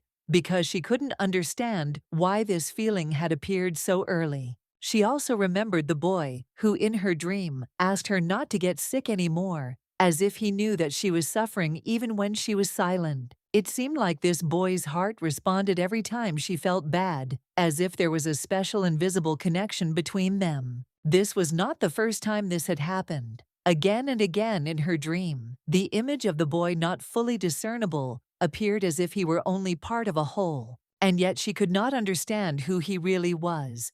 The one who came to her in her dreams, leaving behind a feeling of warmth. She could no longer forget the feeling of comfort and care that he left behind, and now she missed him, as if she had lost a loved one. That evening, Dorothy knocked on her door, the same servant who was assigned to her personally, and knew how important it was not to disturb anyone without reason. Dorothy entered cautiously and asked if she could come in, and was followed into the room by the doctor whom she had brought by order of her superiors. It turned out that this order came from the Duke himself, and he insisted that a doctor examine the girl. Suddenly, she was poisoned on the road. The doctor was sternly reminded to be careful because the girl was still very weak, but he confidently replied that he was very good at his job. It took a long time before the girl spoke up herself, assuring that she felt well and asking not to continue these examinations. After a hard day, the Duke came into her chambers to personally see how the inspection was going and to make sure that everything was done properly. He looked at her closely and noticed that she began to look more lethargic and detached, and this made him uneasy. The girl tried to calm him down, saying that she was fine. She was just tired from the examinations because they took too much energy. But the doctor insisted that he could not complete the examination, since everything seemed fine on the outside, but to be sure he needed to continue. She was sure that if the doctor wanted, he would find her illness even where it could not be, just to make a diagnosis and worry the Duke about something. At some point, the girl noticed how strangely he was looking at her, as if he was calculating or evaluating something, as if it wasn't her health that really interested him. She didn't immediately understand the meaning behind his gaze, and froze, unable to believe what was happening, simply stunned by the incomprehensible tension. When she finally decided to meet his gaze, she realized that something was wrong in his eyes, but he suddenly said that my lady was completely fine, and smiled. However, he also noted that her body is weakened. She is lagging behind her peers in terms of endurance, and she is also severely dehydrated, which needs to be monitored. That look of his seemed frighteningly familiar to her, the same coldness and contempt with which the women in the temple had looked at her before, as if she had already done something wrong. But the girl could not understand why he was suddenly behaving like this, Maybe he had a long-standing conflict with the master, and she had become an accidental target of his discontent. She quietly apologized, reminding him that she had already told him that she was fine. But she looked as if she was ready to sink into the ground from embarrassment. To this, the Duke responded calmly, saying that he did not understand why she was asking for forgiveness. Illness was not a reason for shame. There was no need to apologize for it at all. The girl admitted that she wanted to apologize, and he replied that he didn't know how everything happened in the temple. It would have been worth calling a doctor at least to make sure of her health. It would have calmed everyone down a little and removed unnecessary anxiety. The Duke assured her that she was not to blame for anything, because illnesses do not appear through anyone's fault, especially not through the fault of a child who was already scared. That's why he gently made it clear that there was no need to worry, and there was no point in worrying about the past, because everything was already behind them, and she was next to them. His words were warm and caring, causing the tension in the air to dissipate, taking away the anxiety and heavy self-deprecation. She felt that same warmth again, like when she was sleeping, and felt safe, like someone was hugging her. That was why she was so grateful, and her eyes filled with sincere gratitude. Outside the window, the rain was pouring down like a wall, and he hoped that everything was calm with the children there. If it weren't for the work that fell through, the Duke would have definitely gone to visit them. But alas, circumstances were stronger than his desire. Ben noted that the Duke's face showed that he was thinking about those children, and how unfair it was that such a man should be called a monster when he was actually kinder than most. There hadn't been such a heavy downpour for a long time. The girl in the temple seemed agitated to him, as if she was uneasy about everything that was happening. Suddenly, the Duke turned his attention to Ben when he noticed a servant knocking on their door. It was Esther, a girl who looked agitated and in a hurry. She said, barely catching her breath, that she had come with important news for the Duke. Her face showed concern, and her voice trembled with anxiety. At that moment, the lady suddenly felt very ill, so abruptly that she could not even get up from her seat, as if her whole body had become motionless. The Duke rushed into her chambers without delay, trying in confusion to understand why she was sitting under the blanket and not rising to meet him. Hearing footsteps, she slowly raised her head and noticed the Duke enter the room, frowning and worried about her condition. He quietly said that it was just him, and now she needed to try to calm down because he was nearby and nothing bad would happen. Then he carefully asked what had happened to her, and she, with a trembling voice, begged him to kill her right now to stop her suffering. All the pain that lived inside her burst out. She could no longer breathe, could no longer live, as if everything around her was collapsing. Tears rolled down her cheeks as she begged to be relieved of the torment of the emptiness that filled her entire existence. She suddenly remembered how Raphael had said that she was always in a bad mood during such rains, and Esther should show understanding. Raphael then asked Dina to entertain her, a little help, her relax, distract her from oppressive thoughts, and drive away her melancholy. Esther, still not having recovered from the recent nightmare, nevertheless gathered her strength and in a trembling voice asked for forgiveness, admitting that she had done wrong. The heaviness in her heart wouldn't go away. She felt really bad because she realized that she had made a mistake, and this feeling was eating her up from the inside. Duke.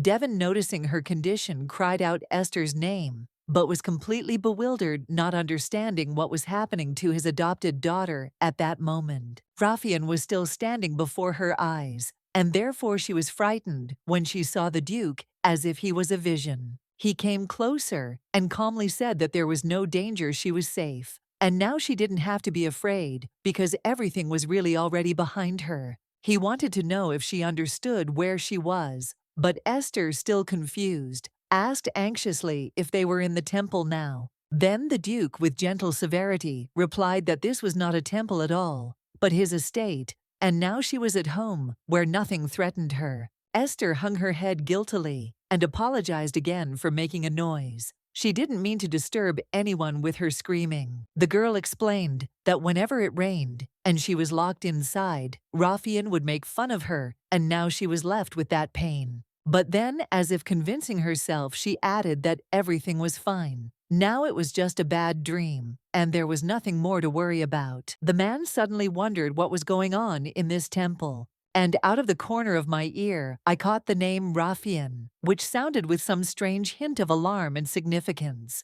He remembered how Esther had spoken with such hopelessness, as if she were begging, asking him to take away her pain, even if it meant killing her. Then the gentleman sitting down next to her calmly promised that he would stay with her until the rain stopped, as if this moment was something important for both of them. He saw her shudder and realized that the girl was scared. She seemed to understand that he had a lot to do, but he assured her that he could work here next to her. He gently laid Esther down on the bed and asked her softly if anyone had offended her in the temple. His voice was calm, but his eyes were filled with worry. Esther denied it, saying that she was fine, but he heard the uncertainty in her voice and didn't believe her at all. It sounded too forced. He quietly asked her when she had started to be so afraid of thunder, and a memory flashed in her eyes as if she was returning to something from the past. Esther admitted that it all started a long time ago, back in the temple, and then he said with heaviness that he still did not know what she had to go through there. But now in his house, he would not allow anyone to harm her. He promised that he would protect her always, and there was a firm determination in his words. Now Esther didn't have to be afraid. Her father promised that he would always be there. There was a firmness in his voice, and it calmed her more than any words. At that moment, Judy slowly approached them and asked her father in surprise why he had come to the nursery so late and what was going on there. The father suddenly became visibly worried. Then he asked Judy why he was still awake and what had made him leave his bed at such an hour. The guy admitted that he simply heard a loud noise and couldn't sleep. He decided to check if everything was okay and was especially worried about Esther. He thought that perhaps his father was worried, as he was. Judy also noticed that Esther's eyes were red, as if she had recently cried. He realized that she was upset and said that it was good that he came. Now they could sleep together, and he would be there to guard her sleep. The father approved of this care and added that it would be nice if Judy stayed overnight with her on rainy nights, so that she would not be frightened. Judy was delighted and immediately asked if he could really spend the night with her. The father replied that until the fear went away, he could stay. Then Esther asked anxiously if her father would leave after they fell asleep. He shook his head and promised to stay with them until the morning. Judy seemed to have already fallen asleep, and the girl expressed the thought that it would be wonderful if this creature were next to her in the morning. Such comfort seemed important and necessary to her. Esther thought that if this creature was next to her in the morning, then the day would start better. She wanted to feel support and safety from the earliest time. At this time, Ben entered the room, where the gentleman reported that everyone was already asleep, and there was nothing to worry about. Peace reigned in the house, and there was no reason for alarm. Esther seems to have unpleasant memories of the storm. Perhaps she was bullied in the temple, and these terrible experiences left a deep mark on her soul. Ben noted that while compiling a dossier on Esther, he had found no evidence of such trauma. This meant he needed to dig deeper to learn more about her life in the temple and about Rafian. Rafian is the Duke's daughter, and while her origins don't really matter if she did torture Esther, she will definitely pay for it to the fullest extent. She will have to pay for all her actions. The next morning, the girl woke up, and Judy's father and brother were next to her. Unexpected company for her. They were still close, and it was not what Esther had expected. After a night of worry and fear, everything was going differently than she had expected. She didn't think she would be able to fall asleep until the morning, perhaps, due to the attack of fear yesterday that had shaken her deeply and left her with no peace. They really seemed like a real family to her. They were so sincerely worried and concerned about her, as if it was something very important for everyone. Their care was felt in every look and movement. His Highness and his younger brother Judy did not return to the conversation about what had happened yesterday. It seemed that they had decided not to touch on this topic, so as not to disturb the girl and not to cause her unnecessary worries. They were probably afraid that their questions might awaken painful memories in her that she had so far tried to keep to herself, preferring not to remember what had caused her pain and anxiety. In the hallway, the girl met Denny, and they exchanged greetings. He was busy reading as usual, and their short meeting was calm and relaxed, without unnecessary conversations and tension. She noticed that he was constantly reading something, and Denny explained that books are food for the mind, and knowledge always gives strength, so he pays a lot of attention to them and tries to learn something new every day. He asked what she was doing now, and the girl admitted that she was simply wandering around the house, not knowing where else to go or what to do in this large space, which was still alien to her. Denny asked if she would like to join him and walk in the garden together because he was also going there and did not want to be alone, and a walk in company would be much more pleasant and interesting. The girl was surprised and asked if she could really go with him, since she had not been allowed to walk freely before, to which Denny replied that he was bored alone and would be glad to have her company this time. For the girl, this was her first walk in this particular part of the garden, and she carefully followed him along another path, which seemed unfamiliar to her, but at the same time captivating in its silence and beauty. The first thing Denny decided to do was to apologize to her for perhaps not paying enough attention or not being kind enough before, and wanted to show that he was now ready to be her real friend and support. He mentioned the garden in passing because he was going to go somewhere else. He did not want the maids, who were constantly walking around the house, to find out about his plans and interfere with their implementation. He also lied when he said that she could actually go with him so that she wouldn't doubt or be afraid, because he wanted the girl to feel free and be able to spend time without unnecessary restrictions. She couldn't understand why it was necessary, and he promised to explain everything. Now Judy was a simple guy, so he easily accepted his words and believed without a doubt. While he doesn't see her as a younger sister, he's in no rush to accept a close relationship. It takes time and understanding, which hasn't happened yet. First, he needed to find out more about her, who she was, where she was, from how she lived, what she kept in her soul, before he decided to draw any conclusions. In the evening, when a thunderstorm was raging outside the window, Denny, as usual, was reading a book, getting ready to go to bed, soon immersed in his thoughts and pages. Suddenly, he noticed that Judy had gotten up and was heading somewhere, as if something important had drawn him at this late hour when everyone should already be resting. Denny wondered where Judy was going so late, and what could be so important as to disrupt her routine and sleep. He followed him quietly and saw that Judy was heading to Esther's room, where she began talking to the Duke as if they were discussing something very important. Everything that was happening became even more curious and mysterious, because few people could expect or understand such a conversation at night at first glance. It seems that some kind of connection is established between them. Not only the Duke, but Judy himself shows special attention and interest in her. First it was Dad, now Judy is also interested in the girl, but he could not understand what exactly makes her so special for both of them. It seemed to him that the girl was quite smart with her own views and inner world, which was worth getting to know her more deeply. This feeling made him want to understand what kind of person she really was, not just from rumors, but from the inside, from her actions and thoughts. His interest in her grew with each passing day, and he increasingly wanted to know the truth about her and reveal all the secrets that she hid within herself. He took her to a small hole in the fence and told her it was a dog hole. She knew about it, but he insisted that he did not recognize her as a sister. She did not understand why he did this. The guy said that they needed to get out through this hole.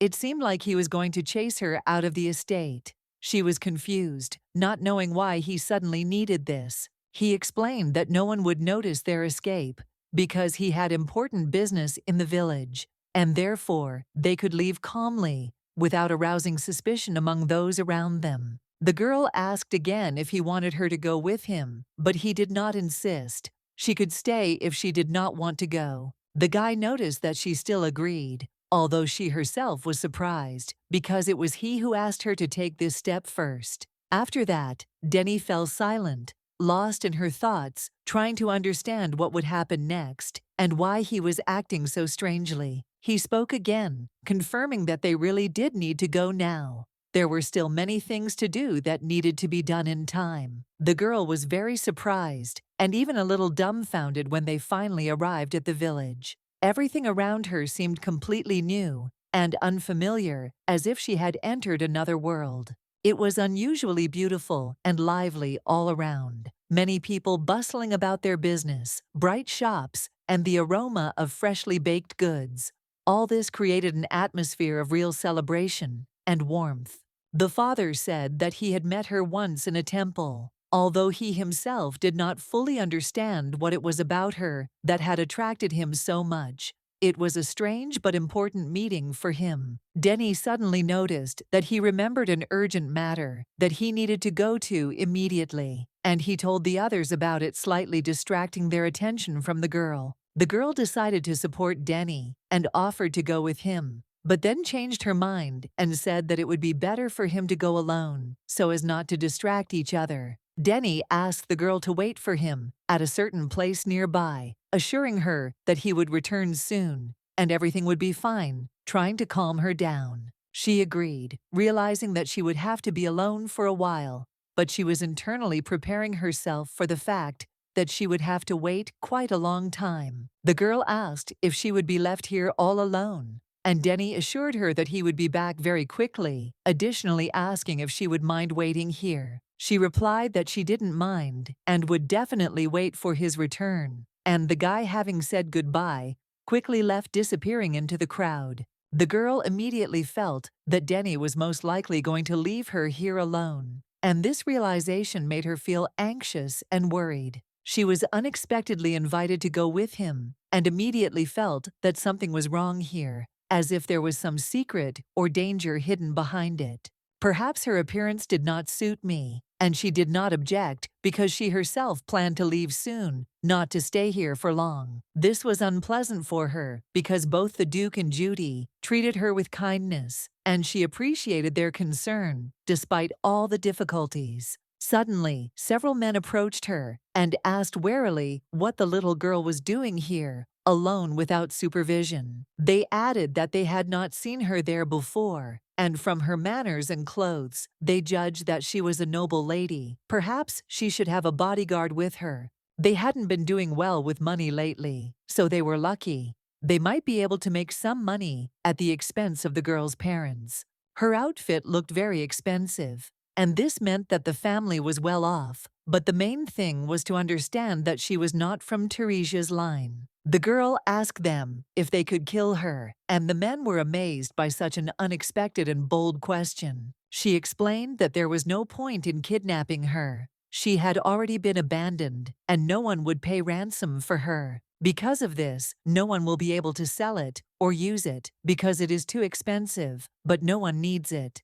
If they wanted to get rid of her, it would be better to kill her right away. She was even ready to give them a knife for this. After these words, Denny approached her, and his face expressed surprise and incomprehension of what was happening. He noticed that the lesson was very laborious and took much longer than he had expected. He apologized for the delay and inquired who exactly these people were that had attracted attention. The men were pleased to hear that the noble offspring, usually surrounded by servants, were walking around without protection. They looked strange, as if they were not used to danger and were not afraid of anything. Denny asked them if they realized how serious they were being when they threatened people like that. He wanted to know if they realized that they could get into big trouble. The men didn't understand why Danny was talking like that at first, but when they saw his hair and eye color, they immediately noticed that he resembled Duke Teresia and began to suspect who the man really was. The boy looked very much like the Duke, and the men assumed that they might be his children. One of the boys asked how long they were going to keep these people, and if they had anything else important to say. Danny made it clear that if anyone dared to even touch them, the consequences would be very serious and unpleasant for the offenders. His warning sounded threatening and convincing. The men quickly said they were just joking, not wanting to quarrel with anyone. Frightened, they hurried away, not wanting to risk further and remain under the Duke's gaze. They were almost certain that these were indeed representatives of the Teresia family, but they did not know that the Duke also had a daughter who now also played an important role. The men left, and in the meantime the girl's brother returned to the place where she could no longer return, and the situation began to unfold further. Denny asked, with fear in his eyes, what she could possibly be thinking, acting so recklessly, putting herself and others in danger without understanding the consequences of her actions. He admitted that he left her here on purpose, specifically to test how she would cope with this test and to understand what she was really worth in this situation. He was curious how she would behave when she found herself completely alone, without prying eyes and support, when no one could control her or prompt her. In such circumstances, the true essence of a person is most easily revealed. His true thoughts and feelings, which he usually hides, become visible. She was sure that she wanted to get rid of him because she didn't like him at all, and he was interfering with her life as if he were her enemy. The guy noted that he definitely did not wish her any harm, but on the contrary, he wanted to help and save her life at any cost. But he was surprised and frightened by how she could so calmly and heartlessly ask these men for something terrible, death.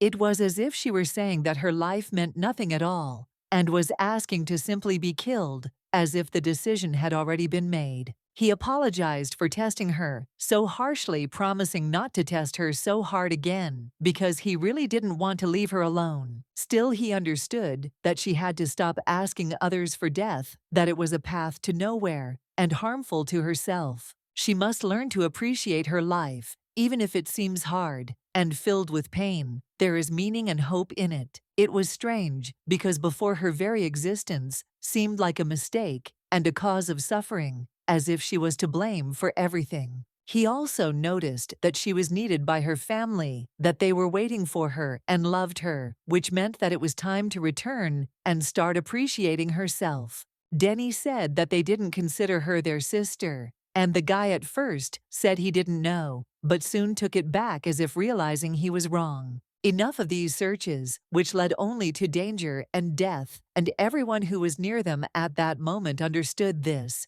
The girl agreed and smiled, realizing that it was impossible to talk about death so carelessly. It was too serious and not worth frivolous words. The father turned his attention to the boy and asked if he wanted to tell him anything about the events of the previous day, as if expecting an important confession or explanation. Hearing his father's voice, the boy felt tension. His heart began to beat faster, and it became clear that the conversation would be difficult and serious. Denny admitted his carelessness explained that things did not go as he had hoped, and realized that the consequences were unpleasant. He asked for forgiveness for what happened, and his father in turn expressed gratitude for his honesty, noting that this is the most important thing in such situations. Although they have not yet had time to get to know each other well and get used to each other, Esther has already become part of their family, and for them she is not a stranger but a close relative.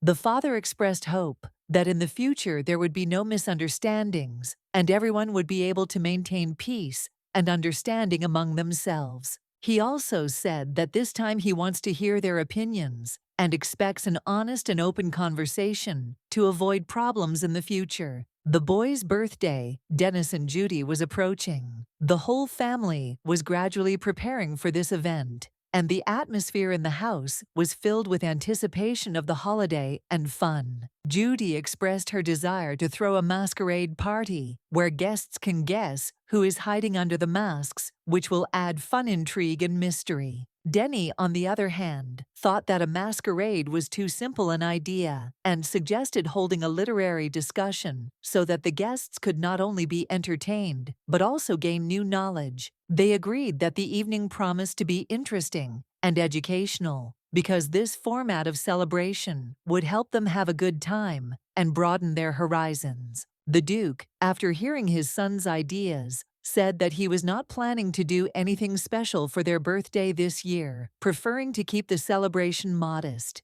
Denny and Judy were a little surprised by this news, but their father confidently confirmed his decision, leaving no room for doubt. At the same time, the Duke noted that at the upcoming celebration, they will introduce the girl Esther to the public, which will be an important event for everyone present. The news stunned the girl, who had not expected to become the center of attention. But the Duke explained that the birthday was the perfect moment for all their people to gather together. Judy agreed that it was indeed a good idea for Sebastian to finally see Esther, but her father warned that she should not be used in any arguments or conflicts. The girl had absolutely no idea what to do now, because her plan was to disappear quietly and unnoticed. And after what had happened, such a method was no longer possible. She felt confused and afraid. The father noted that the celebration was scheduled for 3 months, and before that, he was going to start teaching her. He believed that it was worth starting with etiquette lessons to prepare her for social life. He hoped that the celebration would leave the girl with only pleasant memories and help her feel more confident in society. It was very important for him that she could adapt. The girl was very grateful to both him and Ben, who on his orders found experienced teachers for her, specially trained for a young lady of high circles. These were the best representatives of the Academy specialists, with an impeccable reputation and a high level of training, who were able to provide high-quality training and education. Ben noted that this academy accepts only 1 student per year, which speaks to the seriousness and exclusivity of the training, accessible only to a select few. At the moment, the Count's daughter is studying there, and apparently her parents paid a very large sum for it. But the Duke is ready to pay 3 times more, which his position allows. It would be nice to find a similar mentor for the twins, so that their upbringing and education would meet the high level and requirements of the Duke's family. The Duke himself did not want to spend extra money unnecessarily. He even preferred to save on boys, not allocating as much for them as for a girl. Ben said she had done more research and found that no one had confirmed any evidence of cruel punishment or abuse at the temple where the girl was. They were told that all the candidates were the same, and none of them were locked inside. Freedom of movement was the norm for them, and no one was holding them captive or in captivity. If the priestess had been cruel or abusive, it would have been noticed immediately. Such things could not go unnoticed in a temple with constant attention. The gentleman asked if these facts were enough to be considered evidence. He wanted to understand how seriously one could take what he had heard and seen. He himself was able to learn a few things from the candidates themselves when he interacted with them. This helped him gain more information about what was going on inside the temple. Among all the girls, he managed to find one named Raphian, who was the only one there. She stood out from the rest, and this immediately caught his attention. So it was Duke Braun's daughter, who had come to the temple from the very first day, that explained why she was treated with special attention. She was prepared from the very beginning to become a saint, investing a lot of time and effort into her. This was her path chosen in advance. If violence in the temple is carefully hidden and hushed up, then it will be very difficult to understand what is happening. Information is carefully hidden from prying eyes. Finding out about the girl's real actions, if any, will be almost impossible due to this protection and secrecy. The temple keeps everything under control. He understood that the task before him was very difficult, but despite this, he considered it necessary to try to find out something else, not to give up halfway. According to Ben, who knew the temple from the inside, nothing suspicious or bad happens there. He assured that everything is calm and clean. No investigation had ever found any evidence of abuse, but when the girl asked him to kill her, he felt something was wrong. It was alarming. He could not understand what exactly happened to her on that mysterious night. Everything remained a mystery to him, which he could not solve and understand completely. Esther was very pleased because now she had the opportunity to draw as much as she wanted on real high-quality paper and not on something modest. This was a real joy for her, because in the temple, she was not allowed to create and draw freely. Everything was strict and limited. The reason was not a lack of paper, but that her interest in drawing was constantly monitored and not allowed to express itself fully. Now finally, Esther had real freedom and could create without restrictions, which filled her with joy and inspiration. The girl thought about what other interesting and unusual things she would like to depict on a piece of paper to make her creativity even brighter. At that moment, the maid Dorothy approached her and quietly called her mistress, informing her of the need for her presence in another place. Dorothy did not hide her admiration for Esther's drawings, considering them truly incredible and amazing in their execution. She immediately noticed that the girl had drawn a portrait of her, which was very touching and pleasant for the maid. Esther explained that the portrait was a gift for Dorothy, because she always helps her, and with this drawing, she wanted to express her gratitude. This process brought the girl real pleasure, and it was unclear where she got so many talents from, as if someone had secretly put them into her from birth. The maid was sure that this needed to be reported to His Highness immediately, because such a talent was rare. But the girl insisted that this was not the case, that everyone was capable of such a thing. In the temple, they constantly laughed at her creations, considering them too strange or childish, although they themselves could not repeat even half of her masterpieces. However, the maid was firmly convinced of something else. The lady was simply brilliant and deserved to have her talents recognized at their true worth. It seemed like a real miracle, an incredible fact, that all this was drawn by a girl who was only 10 years old, as if nature itself had awarded her with an extraordinary gift. But Esther thought the maid was just flattering her, and at that moment her younger brother Denny suddenly entered the room, breaking the quiet atmosphere. He immediately asked what was going on, because Dorothy's cries could be heard even from the corridor, and this made him come to check the situation. Denny sat down next to Esther and said that since she already called Judy brother, she could now call him the same, as if inviting her to a friendly brotherly union. The girl agreed, and the guy realized that she acted as if they were already family, not just acquaintances. Sometimes she would even call him brother, and it sounded sincere. Denny now wanted her to actually do it. If the girl was ready to call him brother, he decided to accept it and support her in this intention. When she called him bro, the guy felt a little embarrassed, but he couldn't help but smile. It sounded unexpected, but very sweet and warm for him. He thought it was wonderful and said to himself that the girl should continue in the same spirit, because he now really felt like her older brother. The guy noticed that she was drawing something and was interested in what exactly. The girl admitted that she had made a couple of sketches, and he noted with a smile that she liked it. She replied that she was a bit into drawing, and he asked if she could draw him too and how difficult it would be for her. The girl admitted that she did not consider herself a good artist, but the maid insisted that this was not so, and that people thought that she was a real artist. There was no reason to doubt her, so Denny asked her to do it without hesitation, completely confident in her abilities and the sincerity of her desire to help. The girl, a little embarrassed, admitted that she generally agreed, and promised to draw him right away, trying not to show her excitement and shyness. He was very grateful for this, and immediately sat down at the table so that she could calmly and carefully sketch his image, paying attention to every detail. He noticed that she was completely focused, and her face expressed an unusual thoughtfulness, as if she was immersed in the creative process. The girl asked why he was looking at her so closely, but he replied that it was nothing, he was just observing, and thought it was worth continuing to work. A few minutes later, she announced that the drawing was ready, and surprised him with her speed.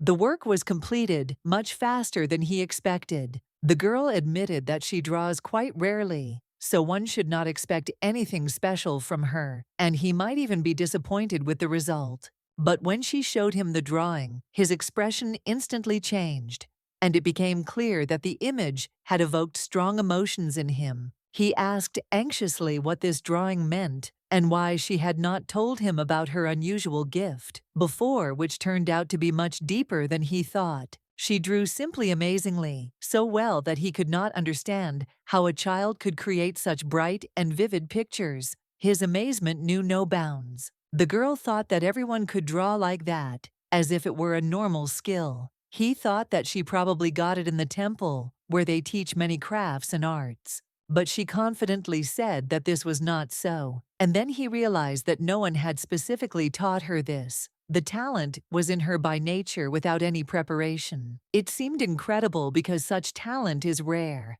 and she really wasn't ashamed to boast of such a gift, which distinguished her from others. He said that she was very talented, and smiling gently stroked her head, as if he wanted to show how much he appreciated and admired it. The girl insisted that everything was not so simple, but he did not argue and hurried to the butler Gelbert to tell about her unusual skill. The girl was stunned by what everyone was saying about her talent. She herself could not believe that those around her really considered her drawing special. She wanted to be the best at something, and such praise brought her real pleasure. She wanted to be praised even more often and for different things. He was said to have noted that regular training was no longer enough. Something more was needed to develop her abilities to a new level. They said that we can't relax because the situation is tense. What if a war starts tomorrow? Everyone must be prepared because the time for change can come suddenly and change everything in an instant. The army is in a very bad state.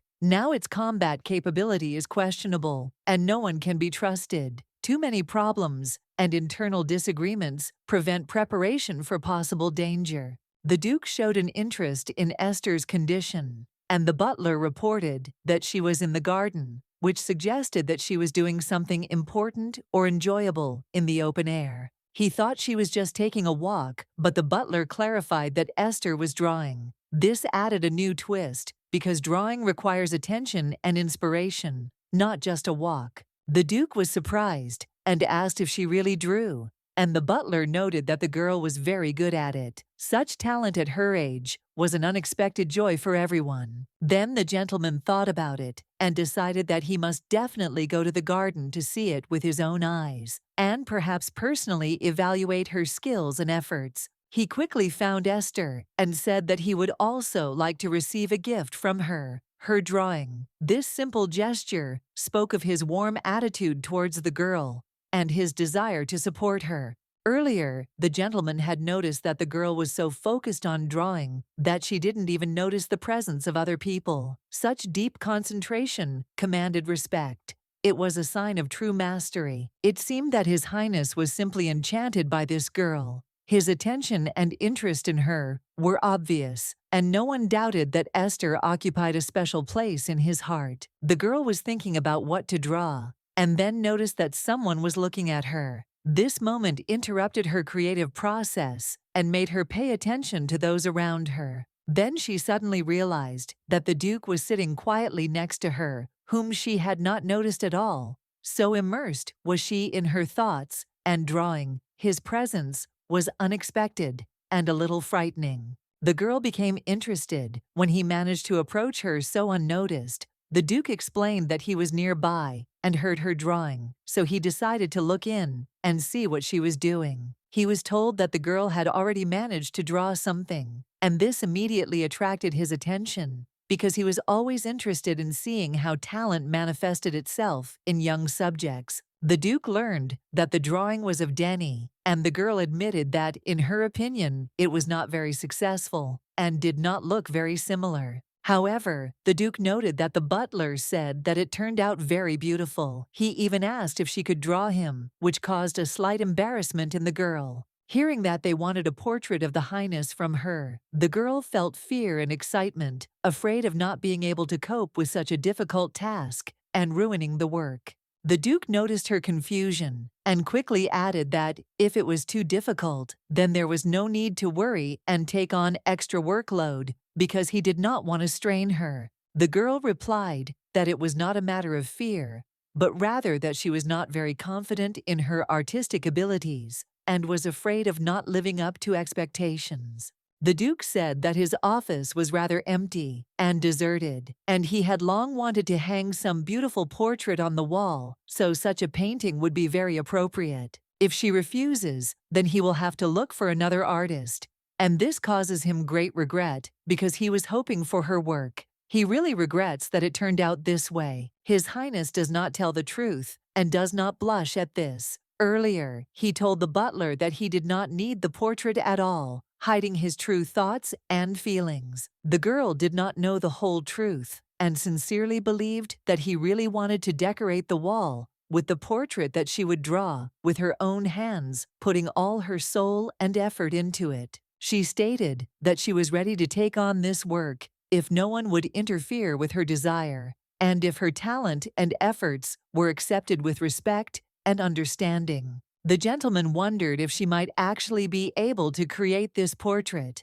and the girl again confirmed her consent, adding that she would do so only if he approved. He felt deep gratitude for her decision, sincerely believing in her abilities and talents, which was expressed in his warm and respectful attitude towards her. His gratitude was real and genuine. The girl, inspired by his words, felt a surge of energy and inspiration. She set to work with great diligence, completely immersing herself in creating the portrait without being distracted by anything around her. Ben, realizing the importance of the situation, asked the butler about the whereabouts of His Highness. He needed to convey important information urgently without putting it off for later. The butler reported that His Highness was with his daughter, so Ben hurried there to convey to him all the necessary news in a timely manner. As he got closer, Ben noticed the girl working enthusiastically on her drawing. He immediately realized that the lady had a truly great artistic talent that could not go unnoticed. Taking a step forward, Ben heard that the girl was actually creating a portrait of His Highness. This aroused his interest and slight surprise, because he did not expect such a gift.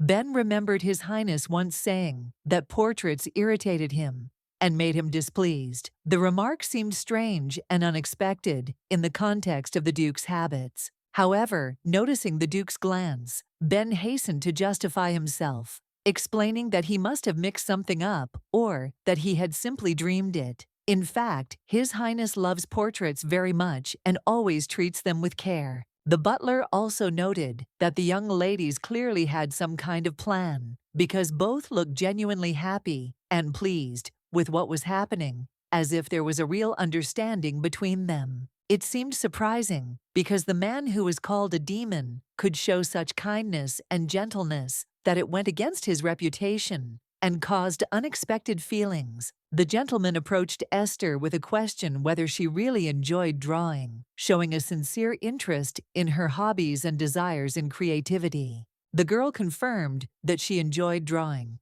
and then he noted that perhaps she should seriously consider studying art since she clearly had a talent for it. Esther replied that drawing was really fun and added that she was interested not only in paintings but also in other types of art if she wanted to study them later. He promised to support her if the girl decided to seriously devote herself to drawing and developing her artistic abilities, because support was important to her. The girl did not understand why he was so kind and good to her, but she was sincerely grateful for his warm words and understanding, which instilled confidence and joy in her. She must not get used to kindness, because very soon she will have to leave this place. While everything around seems bright and calm, she knows that the time of change is near, and it does not promise anything simple. In a short time, she had managed to get too used to the new conditions. Just a few minutes ago, she reported that she had completed all the tasks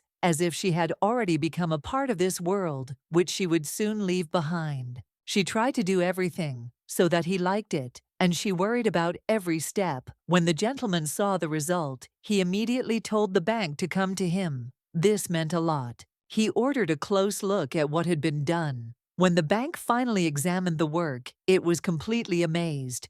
What it saw exceeded all its expectations and made it silent. The drawing was done so precisely that it completely repeated the portrait of the gentleman. All the details were polished with amazing precision, as if the artist had put his whole soul into the work. He noted that it had turned out very well, and his voice did not express surprise, but in his eyes you could see how deeply this work had touched him. A quiet joy, without unnecessary words. He emphasized that she did not just well, but almost divinely beautifully. Such a compliment rarely sounded from the lips of the gentleman, and for the girl, it became a real recognition of her talent. The girl was in complete shock, not expecting such high praise. Her heart was filled with emotions, surprise, joy, and slight disbelief that she managed to achieve such success. The gentleman wondered how the temple's influence might have affected his daughter. Perhaps a hidden talent had awakened in her, and she really was a genius that no one had ever suspected. He also announced that a dinner party would soon be held, at which he intended to show guests a portrait of his daughter, proud of her achievements and extraordinary talent. He then asked the butler where the portrait frame he had recently won at auction in Lawrence was, as he wanted to frame the painting as best he could. The butler replied that Denny had already taken the frame, and that Mr. Yes-No had intended to hang his own portrait there, so the frame was now occupied. At that moment, the father remembered that his son had also received his portrait, and this made him think about the need for a different design option. So he asked the butler to find another more luxurious frame, because the portrait of his daughter should take a worthy place at the dinner party and make an impression. The Duke noted with pleasure that he really liked this idea, and seeing the girl's smile, he felt that she too was happy with such attention and care. In her memories, the Duke seemed much stricter than he appeared to be now, and this made the girl feel a little awkward when recalling the past. She couldn't understand why she thought of him that way then, and why her feelings were so complicated, because the real attitude was completely different. The girl did not understand at all what exactly this severity was doing to her then, and what lessons she should have learned from those moments. At the most unexpected moment, the long-awaited dinner party arrived, and at it, the gentleman proudly showed all the guests a portrait of his daughter as a symbol of her talent and success. His Highness had not held a lavish dinner party for a long time, and today all the invited guests came. The atmosphere was tense and at the same time solemn. Everyone was expecting something important. No one could miss such an event because the training in the East had recently ended, and it was a great success. This inspired hope for new opportunities and changes. Thanks to the gentleman's attentive and sensitive guidance, the participants' skill level increased several times. However, all this work seemed thankless, and the Highness did not receive due praise. The gentleman asked with a slight smile whether everyone really considered the results a real success, questioning their opinion. This made those gathered think and feel a little embarrassed. There was silence. No one dared to argue, and since everyone agreed with the assessment, it meant that this was indeed the case. Success had indeed been achieved. Ben reported that the preparations were completely completed, and the gentleman said that it was now time to begin the main event of the evening, the official presentation. When the Duke asked everyone to pay attention to him, the room immediately fell silent. The guests were stunned by the suddenness and serious tone of his request, as no one expected the event to take such an unexpected turn. No one could understand what exactly the Duke was going to show and why it was so important to him personally. The excitement in the air became more noticeable with every second, and the guests' curiosity grew, making their hearts beat faster. Most of those present assumed that there was a work of art hidden under the shroud, perhaps a painting or sculpture, which was about to be unveiled and presented to the public with honor. But the Duke's sympathy and care did not fit into the expectations regarding the painting, and this only increased the guests' interest. Everyone wanted to know even more what exactly the fabric was hiding, causing a lot of guesswork. The gentleman felt the general curiosity growing and decided not to keep those present waiting any longer. He slowly lifted the cover to reveal to the guests the long-awaited secret that he had kept a secret for a long time. He quickly removed the cloth, and underneath it was a portrait. At that moment, everyone froze, because no one expected to see exactly such an image which immediately attracted attention. The portrait depicted the Highness himself, which was a real surprise for everyone present. This fact aroused keen interest and many questions about the origin of the painting. The portrait was executed with great skill, as if it were the work of a recognized master. Perhaps it was the creation of Pirco, or Levin, whose name was famous for its high level of craftsmanship and subtle style. In some ways, the style was reminiscent of the work of Ruby, who recently held an exhibition. But this portrait seemed unfamiliar to many, and was particularly expressive and new. For the first time, those gathered saw such a creative approach, and it was clear that the artist had an outstanding talent. One of the men even felt a special power emanating from the painting. Obviously, there was some holy energy involved here. The artists mentioned are truly talented and have already left a noticeable mark on the culture of the empire. But this work was special. However, this sketch was different from the others because it was created by Ivan's daughter, which added special meaning and touchingness to the whole work. Everyone was shocked to learn that he actually had a daughter. This was a new and unexpected fact for those present, which made them reconsider their opinion. As it became known a few days ago, he adopted a girl from the temple, and now she officially became part of the Teresa family. For him, she was a daughter, and for his sons, a dear sister. Another reception was about to begin, and the Duke expected all of his guests to attend. He had been making careful preparations to ensure that everything went off without a hitch. There was a slight sense of excitement in the air. Already in the evening, the gentleman noticed that the moon was shining especially brightly today, creating a silvery halo around him. The sky seemed clear and calm, and this fascinated his gaze, filling his mind with quiet harmony. The Duke smiled to himself, despite the cold wind that swirled around him. It was nice to stand outside and feel this freshness. He enjoyed the moment, as if he had forgotten all his worries for a while. This atmosphere was ideal for a heartfelt conversation, when you can openly share your thoughts and experiences. At these moments, any word acquired special meaning and value. Suddenly, Benjamin approached the Duke from behind, looking joyful, as if in anticipation of a new meeting. His appearance brought a light note of pleasant animation and friendly warmth into the air. The Duke had already begun to think that Benjamin would not show up, and was even a little upset. However, his fears were in vain. His friend did come, albeit late. Benjamin explained that he was delayed because he had to change a tire on the road. This little adventure almost ruined his plans, but he managed to cope and still arrive. The Duke noted that everything that was happening reminded him of the good old days. It was, thanks to Benjamin's optimism, that he was able to withstand all the difficulties and trials of those years spent at the front. Benjamin smiled at such a warm compliment made by His Highness, but immediately modestly noted that the Duke was exaggerating his role and significance in those events. Then the Duke asked why Benjamin looked a little gloomy. He admitted that he was a little embarrassed, but considering their long-standing friendship, he decided to ask the Duke for one favor that was very important to him. The Duke expressed confusion about the lengthy introduction, stressing that he is one of the few people who are truly trusted. Therefore, he believes that the management has the right to ask him for whatever they need. Benjamin noted that he had already seen this painting, a portrait that made him want to check whether his daughter had really created it without anyone's help, without outside interference.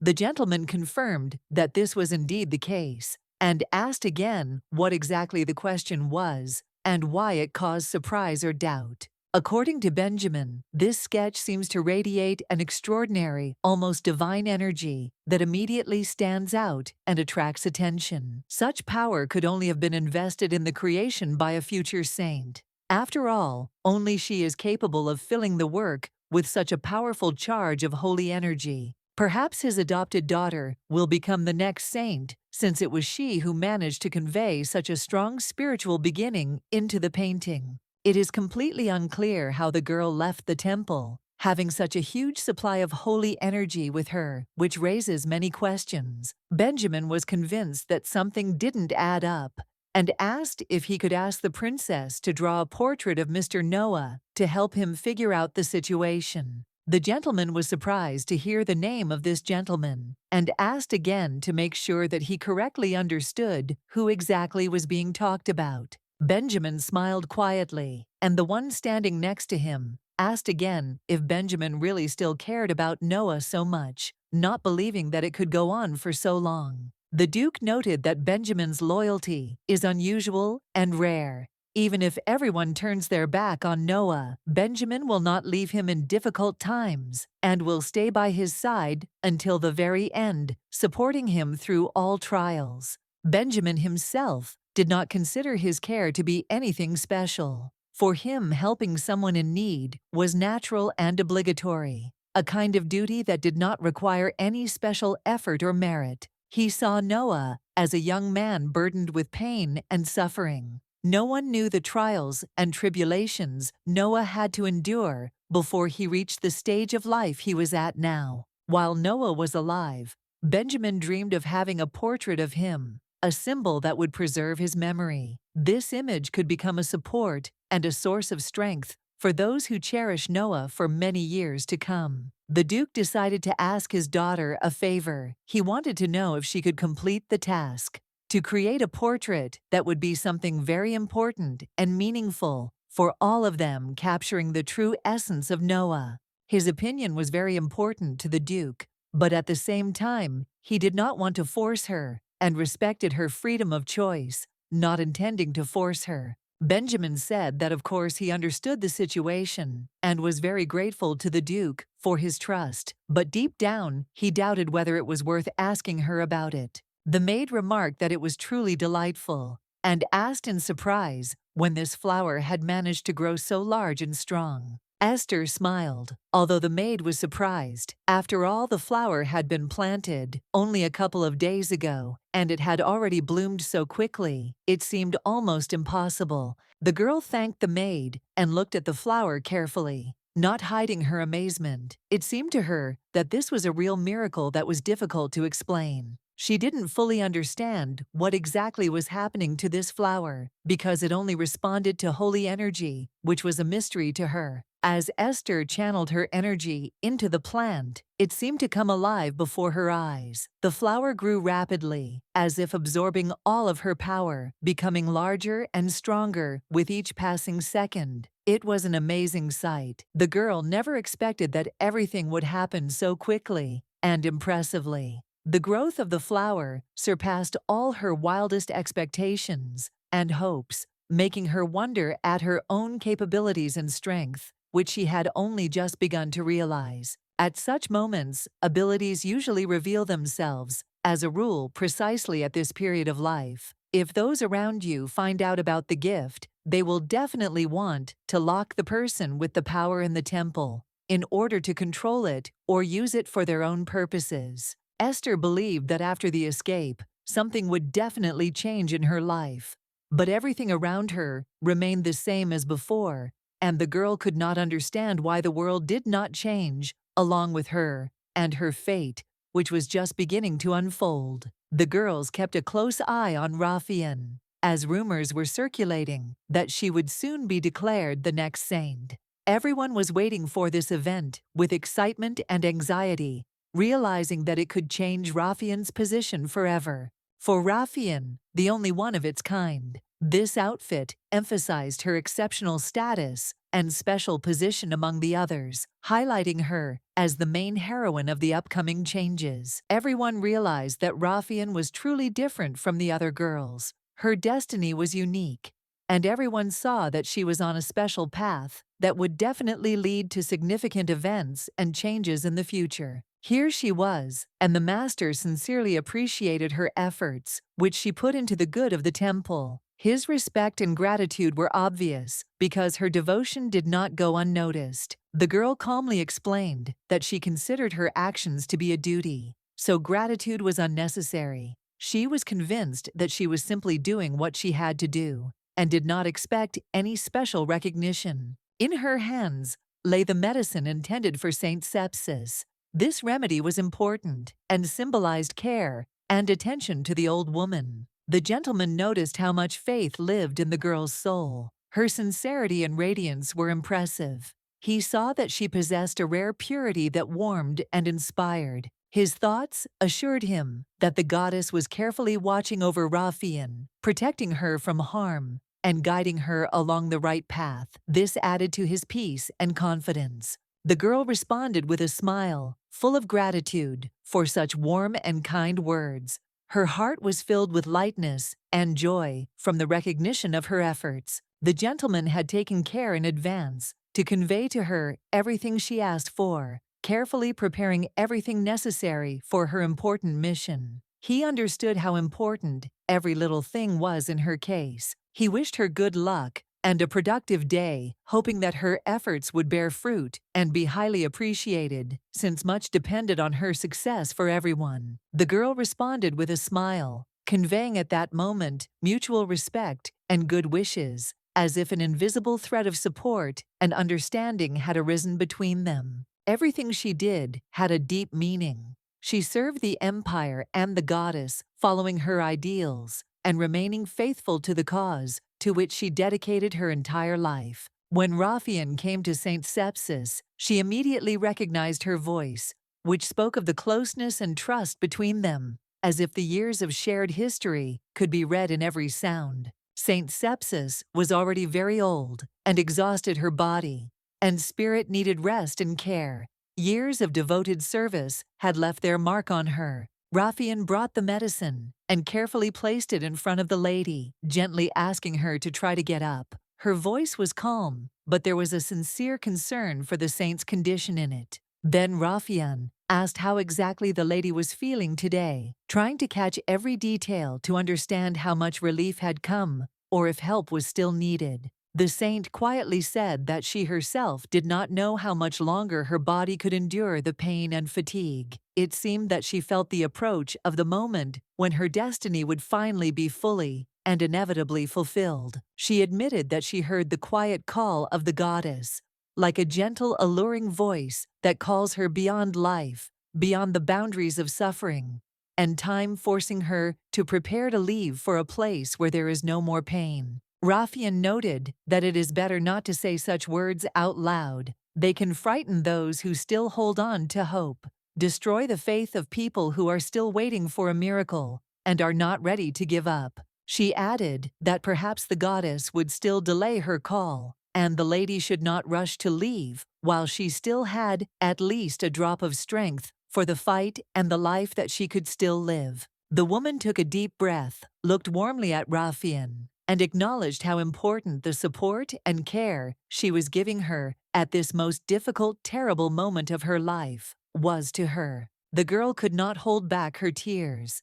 They flowed down her cheeks as she tightly squeezed the saint's hand, trying to convey through this gesture all her love and endless support, which can help in a moment of weakness. Raphael asked the lady to be patient. For a little while, she carefully poured the medicine for her, hoping that it would bring relief and prolong her strength. This medicine really did make the saint feel better. The pain subsided a little, and a faint hope appeared to continue the fight. Duke Braun had specially obtained this medicine for the lady saint, having made a great deal of effort to obtain something that could at least help a little in her condition. The girl felt surprised when she heard her father's name, which sounded unexpected and seemed to cause a flash of forgotten feelings in her. This name seemed distant to her, but at the same time very important. Thanks to the constant efforts of the Duke and the Raphaels, the healing process of Saint Sepsis was greatly accelerated. Their care and support helped her to find peace of mind much faster than expected.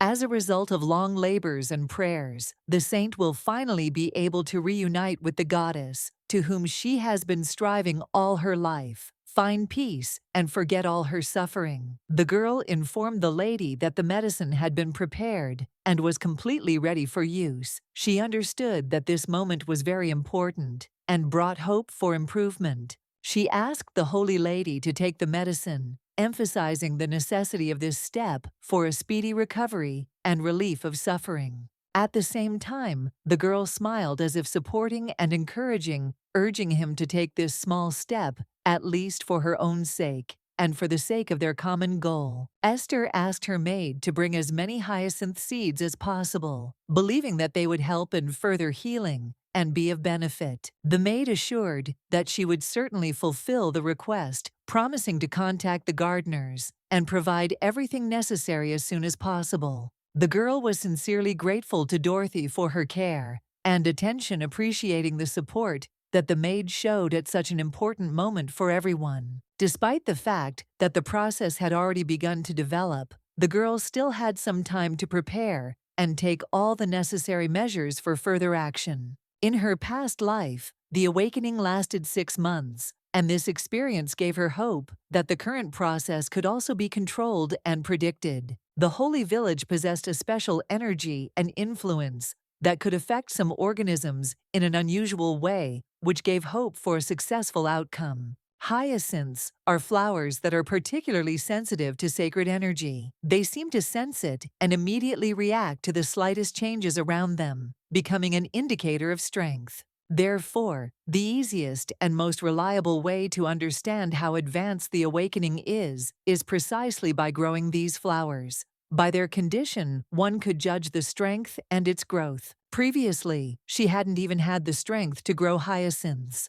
This was a clear line between what she could and couldn't do in her new role. For this, she was scolded and reproached almost every day.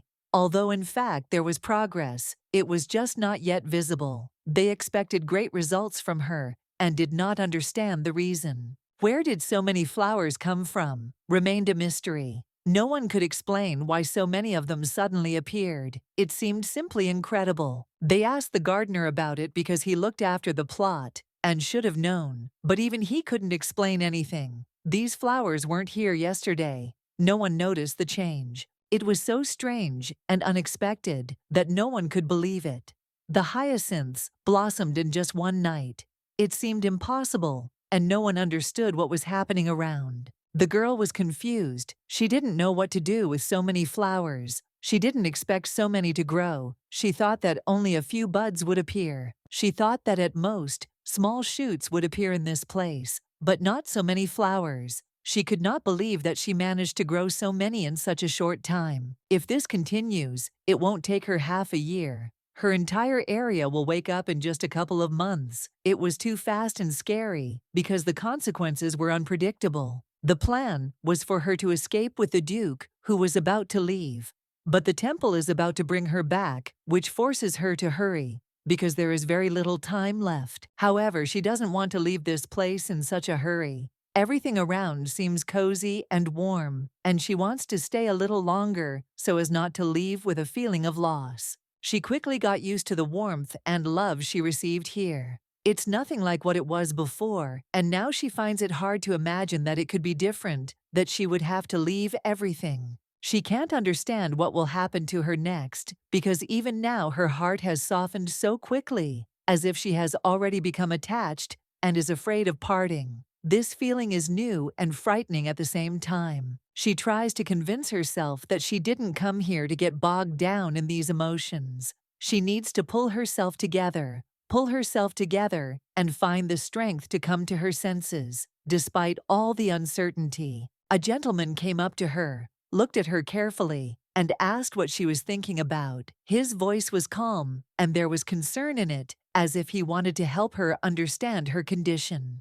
He warned her to be careful, because haste and indecision could lead to trouble. His words sounded like genuine concern, not just a warning. The gentleman said that if she was not careful and attentive, she might get hurt because there were many unexpected dangers around that she had not yet thought about. He asked her what exactly had happened to her, why she was so thoughtful and sad at that moment, as if something inside was bothering her. He also noted that if she didn't like a particular place or tree, and it made her feel uncomfortable, he could order it to be removed so that she would feel calmer and more comfortable. The girl said that she shouldn't worry, but the gentleman still insisted that she be careful. He warned that the blow could leave a scar on her, and that worried him. The girl assured that there were no injuries, and there was no blood either, but her forehead was slightly red after the blow, which looked a little painful but not critical.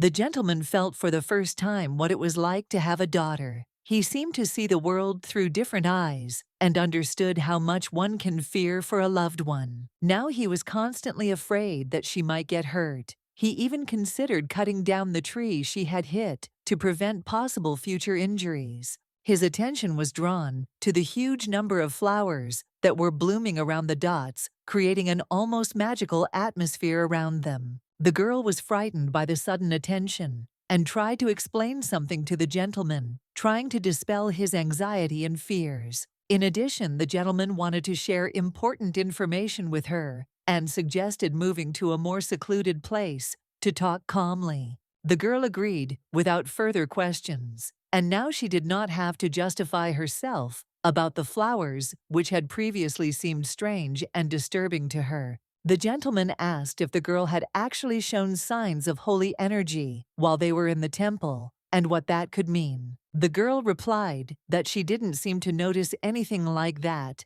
but she became interested in why the gentleman was asking this question and what he knew about it. The gentleman noticed that since the girl had appeared in the garden, the maciums had begun to bloom more brightly and luxuriantly. These flowers are very sensitive to holiness, and their blooming was an unusual sign. The girl felt slightly embarrassed and could not understand how to explain this connection to the gentleman. Her words stuck in her throat because she herself did not really know how to describe it. The gentleman tried to calm her down, said that there was no need to be nervous because she was not guilty of anything. The flowers were really unusually beautiful, and this only confirmed her peculiarity. In fact, the gentleman had another more important question that he wanted to ask her, but he did not yet dare to say it directly. The girl was surprised to hear that he had a request for her. It was unexpected and caused a slight excitement inside. The gentleman asked if she could draw a portrait of one person. The girl asked again, not immediately understanding who exactly he meant. After her question, the gentleman wondered how safe it would be for her. Doubts and worries about the possible consequences flashed through his mind. Noah's house was considered something of a protected area where outsiders were restricted from entering, and the rules were strict and unwavering. If Esther were to get into trouble in this territory, the empire would have every right to punish her, and this added seriousness to the whole conversation. In the end, it turned out that it was Benjamin, a person from the inner circle, who noticed and caught the moment in time, which added intrigue to the situation. He said it so that the gentleman would simply think about it without feeling pressured. It was a subtle hint because no one wanted to impose themselves or create trouble. Everything was said very carefully to leave freedom of choice. He himself understood that the gentleman would hardly refuse, but suddenly the Duke said that the girl should forget about it. The decision sounded unexpected, as if closing a door, although the situation was not yet clear and final. However, unexpectedly, the girl agreed. Her answer was unexpected and confident, as if she had accepted the challenge without fear of the consequences. This changed the atmosphere dramatically and made everyone around think. In fact, it wasn't as difficult as it might seem. It didn't seem like a huge problem to her, rather a routine matter, though one that required serious consideration. There was no fear in her gaze, only determination. He wanted her drawings specifically, and he insisted that she should continue studying, because there could be many dangers in this situation. It was not just a request, but a serious warning about possible risks. So he checked again to see if she was really ready for this. He wanted to make sure that the girl was fully aware of what she was getting into, and that she had the inner strength to take on such a responsibility. The girl replied that she was ready and not afraid of death. It was an amazing moment because she showed amazing calm and understanding that many things in life do not always depend on fear. She said there was nothing to worry about, as if she was sure that everything would work out just as it should, and that she shouldn't be afraid of the future, whatever it might be. He noted that since she was his daughter, he would definitely protect her. It was a promise given by fatherly care and love, leaving no doubt that she had strong support behind her. The girl, in turn, asked if the people from the temple had said anything. Her question showed that she was closely following what was happening and wanted to be sure that everything was going well. The father replied that they hadn't said anything, and the girl was very happy about that. It meant that the situation hadn't gotten out of control yet, and there was hope for peace and safety. It seemed that everything was under control, and no one was interfering with their plans. This brought relief and confidence that the next steps would proceed without complications. The girl is safe now, and that's the main thing. Everything is going well, and no one is going to create danger for her while she is under reliable protection. The lady was told that she would have to go on alone without an escort. No one would go with her, and she would have to walk this path alone, along a narrow path leading to a certain point. She was directed to follow the path straight ahead, without turning either right or left, until she reached a hut that was hidden among the trees and branches, almost invisible from afar. The lady's main task is to make a drawing of one person who lives in this hut. She needs to remember everything carefully in order to correctly convey the image of this inhabitant later. She was given exactly 2 hours to complete this task, no more. After this time, she was to leave the hut as quickly as possible, without lingering or attracting attention. A few minutes later, the girl had already approached an old hut made of roughly processed boards, and without hesitation, she went inside to begin the task. Apparently, she understood everything correctly and was not mistaken with the direction. The place seemed very strange, almost mystical, and she had to be careful. It was a real protected area, a place where it was not easy for ordinary people to enter, and where special rules were observed protected by sacred powers. Despite their remoteness, all such protected areas were under the control of the temple, which maintained order and did not allow outsiders there. This hut was as if hidden from the whole world, concealed from the eyes of random passers-by, as if they were trying to conceal it from strangers and keep it a secret. The girl felt a sudden coldness, as if the air around her had become denser and colder, although the weather had not predicted such a change, and this caused her slight anxiety. It seemed to her that the source of this cold was in the room on the left, from where an unpleasant cold stream emanated, as if something was hiding there waiting for her arrival. She carefully approached the doors of that room and opened them immediately, feeling a sharp cold that seemed to penetrate into her body and make her tremble. As she entered the room, she noticed that there was someone lying on the bed. The body was not moving, but the presence was clearly felt. Someone was really there, motionless. Coming closer, she saw that it was a boy sleeping, or perhaps ill, lying quietly on the bed, as if guarded by the silence and cold around him. It was the boy she had seen in her dream. His image remained in her memory, vivid and strange, like a sign that could not be ignored. A quiet excitement arose in her heart. But now was not the time to think. She had to concentrate on the main task. There was little time left, and every minute was worth its weight in gold.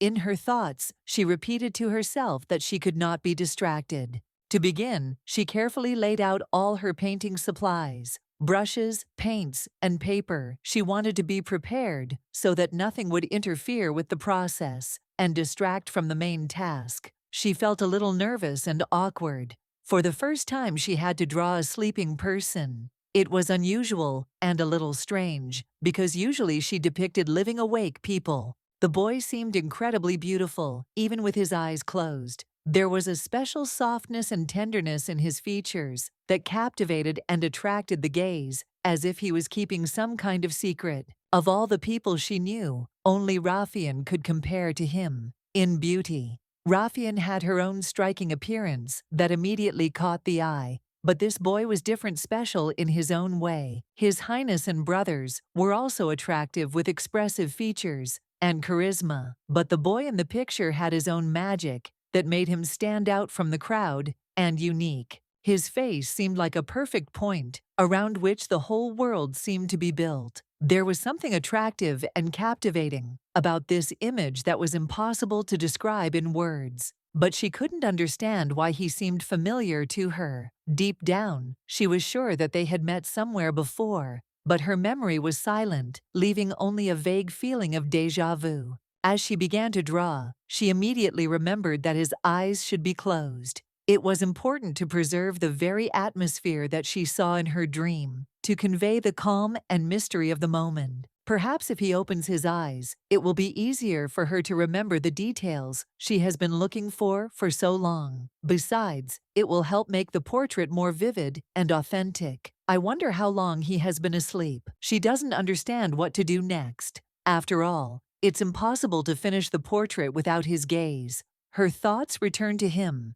and she dives into drawing again, trying to catch the right image. The work is going slowly. Her strength is gradually leaving her. She is already tired and cannot understand how many hours have passed since she sat down at the easel in this room. His hand is outside, not under the blanket, and is probably very cold by now. It's a small detail that haunts her, making her think about him even more deeply. Having made up her mind, she lightly touched his hand. At that moment, the realization came. She had absolutely no idea who he was and why he was sleeping here alone. She reads in herself that he is truly lonely in this place, where there is silence and emptiness all around, and no one comes to visit him. She understands his loneliness perfectly well, because she once felt very lonely locked in a dungeon, where even time seemed to stand still. She wants him to get better and not have this feeling anymore, so that he has someone nearby who would share all the difficulties with him. She squeezed her hands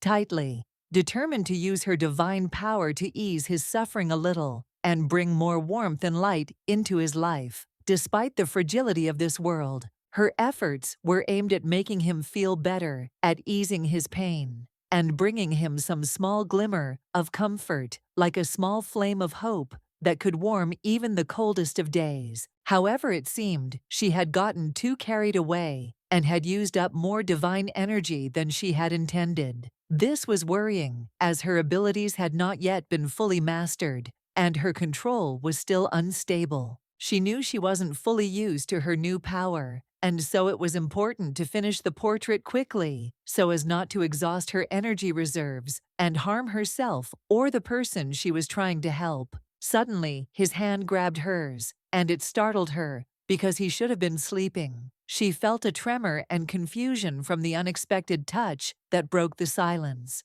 The boy woke up and asked who she was. The girl immediately felt the need to apologize, realizing that she should not have disturbed his peace so suddenly. She had no idea what was going to happen next, and every moment of waiting seemed endless and filled with anxiety. The girl didn't expect him to wake up, and now she felt that she needed to find a way to apologize, to ease the awkward situation that had arisen. He squeezed her hand tightly. The girl was filled with fear. His screams cut through the silence, and it seemed as if the whole world had shrunk to these few terrible seconds. The boy asked questions, demanding to understand what this girl was doing here in his room, and why she appeared at such an unexpected moment. Esther explained that her only task was to paint his portrait, nothing more. A simple job that did not involve any surprises. The girl again apologized, assuring him that she did not know that he was sleeping and did not want to disturb him, trying to make amends for her sudden appearance and the commotion it caused. The guy was clearly surprised to hear a conversation about some portrait and immediately felt that he would never allow himself such familiarity. For him, it seemed impossible and unacceptable. The girl noticed that her task was simply to draw him, but something was bothering her thoughts. She could not fully concentrate on her work because questions and doubts were piling up in her head. She asked him not to close his eyes while she was drawing, so that the portrait would be alive and real. She wanted to capture every moment and preserve the sincerity of his gaze. At that moment, the guy realized that for her, this was not just a task, but something more, and he carefully asked her name. His voice sounded calm, but there was a hint of curiosity in it. The girl replied that her name was Esther. The name sounded soft and a little mysterious, as if it concealed a whole story that had yet to be told. As he fell asleep, he smiled, humming to himself and wondering if the girl's name was really Esther. It seemed strange to him, as if she were part of a dream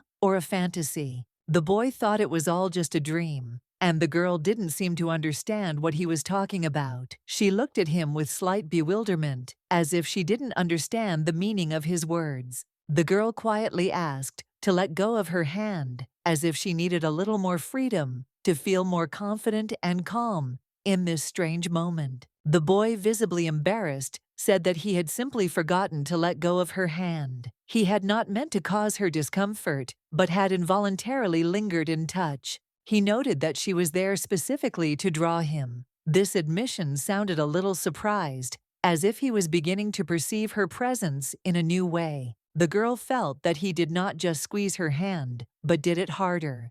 At the same time, he quietly said that he was grateful to her for coming so far for him, and this touched her to the depths of her soul. Benjamin really made sure that all she had to do was draw his eyes, and then he could lie down and rest again. This was important because he didn't want to disturb her any further. The guy didn't understand why the girl said that everything was so urgent, and she was given only 2 hours for everything. He wondered why she was in such a hurry and worried because of this time. He explained that he understood that she was not allowed to stay around any longer. It was harsh, but apparently those were the rules, and the girl had to leave on time, even if she wanted to stay. The guy asked if she could come another day and finish her portrait, because not everything can be done in such a short time, and it was important to know what to do next. The girl had said that the eyes in the portrait had to be open, so if he closed them again, she simply wouldn't be able to finish the drawing this time. That created a problem. Then the guy said that it would be better for her to come later when he was ready, and then she could calmly finish her portrait without haste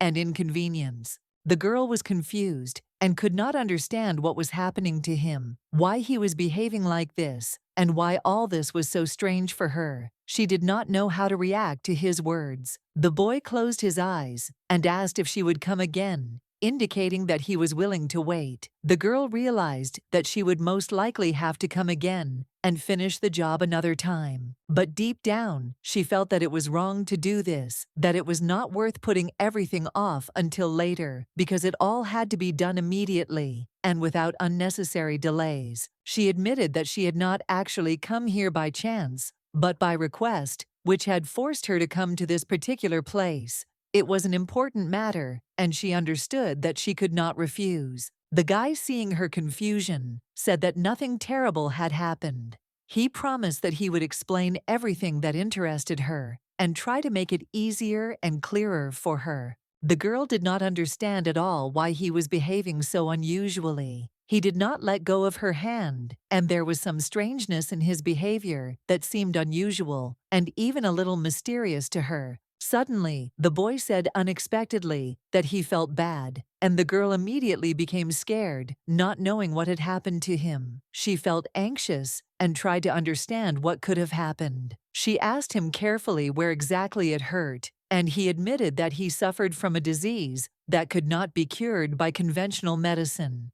It was a severe chronic problem that he rarely talked about. The girl was a little embarrassed and said that she understood his condition and sympathized because such illnesses are always difficult to bear, especially when it seems that there is no hope. The boy noticed that he had been alone since birth, without real friends and loved ones who could support or truly understand him in difficult moments. The girl replied that it was very sad and a pity that he had no friends, because every person deserves to have people around him who understand and support him. The guy smiled and said that he didn't expect her to be so kind and gentle, and her compliance and attention surprised him and made a pleasant impression. The girl admitted that she was not as simple as she seemed, and that she herself was very happy about their meeting, which, according to her, became something important and unexpectedly pleasant for her. As she walked, her attention was drawn to the surrounding nature. Everything around her seemed quiet and calm, as if she was in the heart of an untouched reserve, where greenery covered everything and no one was visible. It was truly empty around, as if this place had long been forgotten by people. The green expanses seemed to stretch on forever, creating an atmosphere of solitude and peace.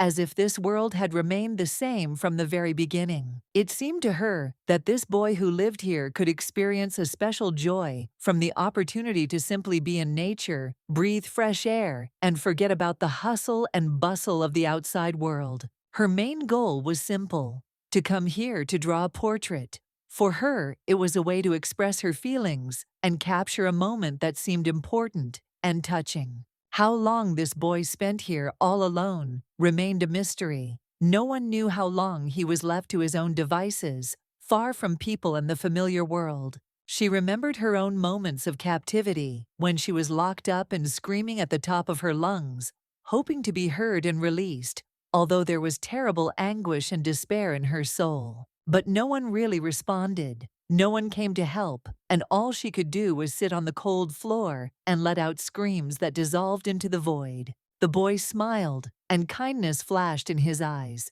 He looked at her carefully, as if trying to understand what was going on in her soul and thoughts. He showed interest and asked what she was thinking about. The girl felt embarrassed again and said that she was not thinking about anything. In response, he smiled and asked if she would come here again. The girl blushed with embarrassment because she heard that he wanted to see her again. Her heart began to beat faster, but she did not know what to say in response because everything seemed new and unusual. He took her hand carefully, and she was confused, not understanding what to do. She understood that the decision was not in her power because it was difficult and scary to make such decisions on her own. So she replied that she would first ask those who were watching her if she could visit him again. She needed permission to take this step without causing problems. The guy smiled and said that it was very sweet, and he was happy. He asked her to promise that she would try to come again because he wanted a friendship to develop between them. A few minutes later, the girl was ready to leave. Time flew by quickly, and she had to go back, but in her soul, there remained hope for a new meeting. The guy said goodbye to her and said that he would wait for her return. He watched her, hoping that she would really come again and they could become closer. The boy who slept in the sacred reserve seemed mysterious and special. He seemed to live in his own world, surrounded by silence and calm. He looked mysterious and lonely, as if he was created for a special destiny. His loneliness distinguished him from others, making him even more attractive and unusual. If the girl had been allowed to visit him again, everything could have changed for the better. This meeting could have been the beginning of a real friendship and mutual understanding. Then they could become friends, and the boy would feel better. Together, it would be easier for them to cope with loneliness and find joy in communication. Meanwhile, in the temple, the master greeted Nurse Fian.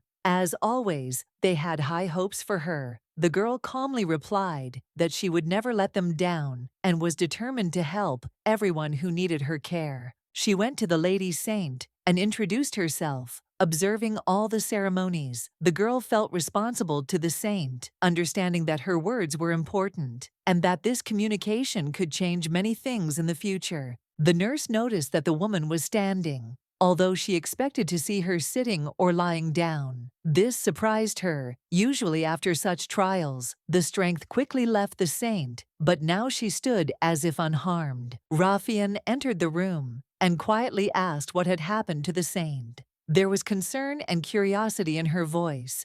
It seemed strange that after drinking poison, the woman could retain her strength and calm. The girl quickly realized that something unusual had happened. She was surprised that the saint was standing in the middle of the room, although the poison should have completely deprived her of energy and strength, as it had happened before. Considering that the previous dose of poison had been much higher, she was sure that the saint would not be able to get up and move after such an ordeal. This meant that something was changing in her condition, or fate now. The saint turned to Raphael and announced that the goddess had conveyed an important message. Her voice was firm and calm, as if she was confident in what she was saying, and expected everyone to listen to her attentively. The woman said that the goddess had chosen a girl who would become the next saint. This announcement caused a wave of surprise and tension among those present, because it meant the beginning of a new era and great changes.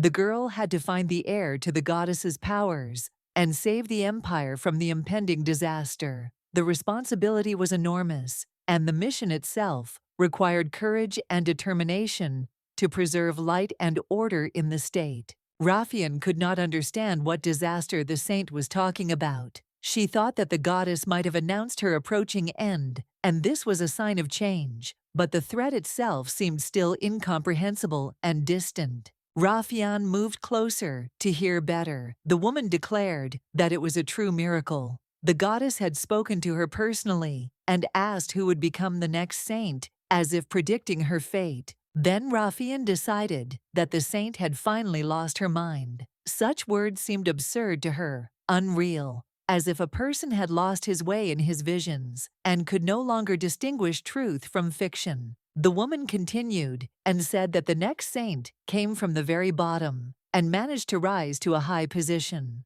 Her eyes were the color of roses, reminiscent of delicate petals, and around them were summer fields full of light and warmth. She described how the saint's chestnut hair seemed to be saturated with dust, like the earth beneath her feet, which reminded her of her connection with nature and Mother Earth, as if the soil itself had blessed her for her great work. Raphael was stunned, hardly believing what she heard. These words sounded so strange that she felt as if she had entered another world, where the meaning was hidden under a veil of riddles and symbols. The saint did not understand what exactly she was talking about. Everything that was happening seemed confusing to her, as if she were speaking in riddles that no one could solve. Then Raphael asked the saint if she was sure that she was the source of these prophecies. After all, a new saint had just been written, and she wanted to make sure of the truth of what was said. The woman was surprised by the question and admitted that she herself was shocked that she was still alive and could talk about such things. This gave her words special weight because she seemed unusually vulnerable. Raphael checked again to see if the next saint really had rose-colored eyes and dust on her chestnut hair. She needed to make sure this wasn't just a fantasy, but a real prophecy. Sepsia, though a saint, could not verify these details, as the members of Duke Braun's family always looked completely different, and such features were never found among them. In the end, the saint admitted that perhaps she was simply delirious in her sleep, and all this was a figment of her imagination, because the visions were too strange and defied logic. She said that she could not be the next saint because her life was still going on. A saint usually becomes one after leaving this world, and she was too young and alive to take that place. She added that it was too early for such events. It would be better for her to rest and gather strength now, because rushing into such a matter would be wrong and dangerous for the girl herself. There is an ancient tradition in the Braun family. Every third generation is born a saint. This is destined by the goddess herself, and therefore the next saint must be a child from the Raphael line, because this is the will of fate. But in front of everyone stood a girl with unusual rose-colored eyes and soft chestnut-colored hair. Her gaze was special, and she was clearly different from the others, causing questions and interest from those around her. Raphael had to know who exactly they were talking about. It was important for her to understand the gravity of the situation and her destiny, which awaited her in the future, without the right to doubt. When Raphael was very young, or even earlier, she and the one who spoke asked to listen carefully and remember everything that was said. It was like a message that could not be forgotten, because her fate depended on it. Her birth carried a special mission. She was destined to become a saint. This was not just a beautiful dream, but a reality that shaped her life and path from the very beginning. Therefore, Raphael should not even allow herself to think about another life where she could choose or change her destiny. Everything that was destined for her had to be fulfilled without fail. Her father firmly told her to remember one important thing. Her main purpose was to be a saint. This was not just a word, but an integral part of her essence and future path. She had to become a saint. This was her destiny, and there was no other choice. Destiny guided her steps, and everyone around her expected that she would accept it and fulfill the mission entrusted to her. The girl smiled, because for the first time she felt that her father truly understood her. This realization warmed her heart, giving her confidence in her abilities and the future path that she had to go through. She realized that she had understood him correctly and would now try to become a saint, fulfilling the important task that had been given to her. For her, this was not just a promise, but a destiny that she had to accept. At that moment, the father did not yet express his pride, but Sepsis, the current saint, spoke quite differently. Her words made him think that the path would not be easy but necessary for the girl. The girl grew up knowing that the goddess had once promised the Braun family that every third generation would bring forth a saint. This ancient legend became part of the family history, passed down from generation to generation. And since then, this tradition has never been broken. Everything went according to the predetermined path. This gave strength to the family and strengthened their faith in the holiness and destiny that they were obliged to accept. So it was clear that Raphael was destined to become a saint.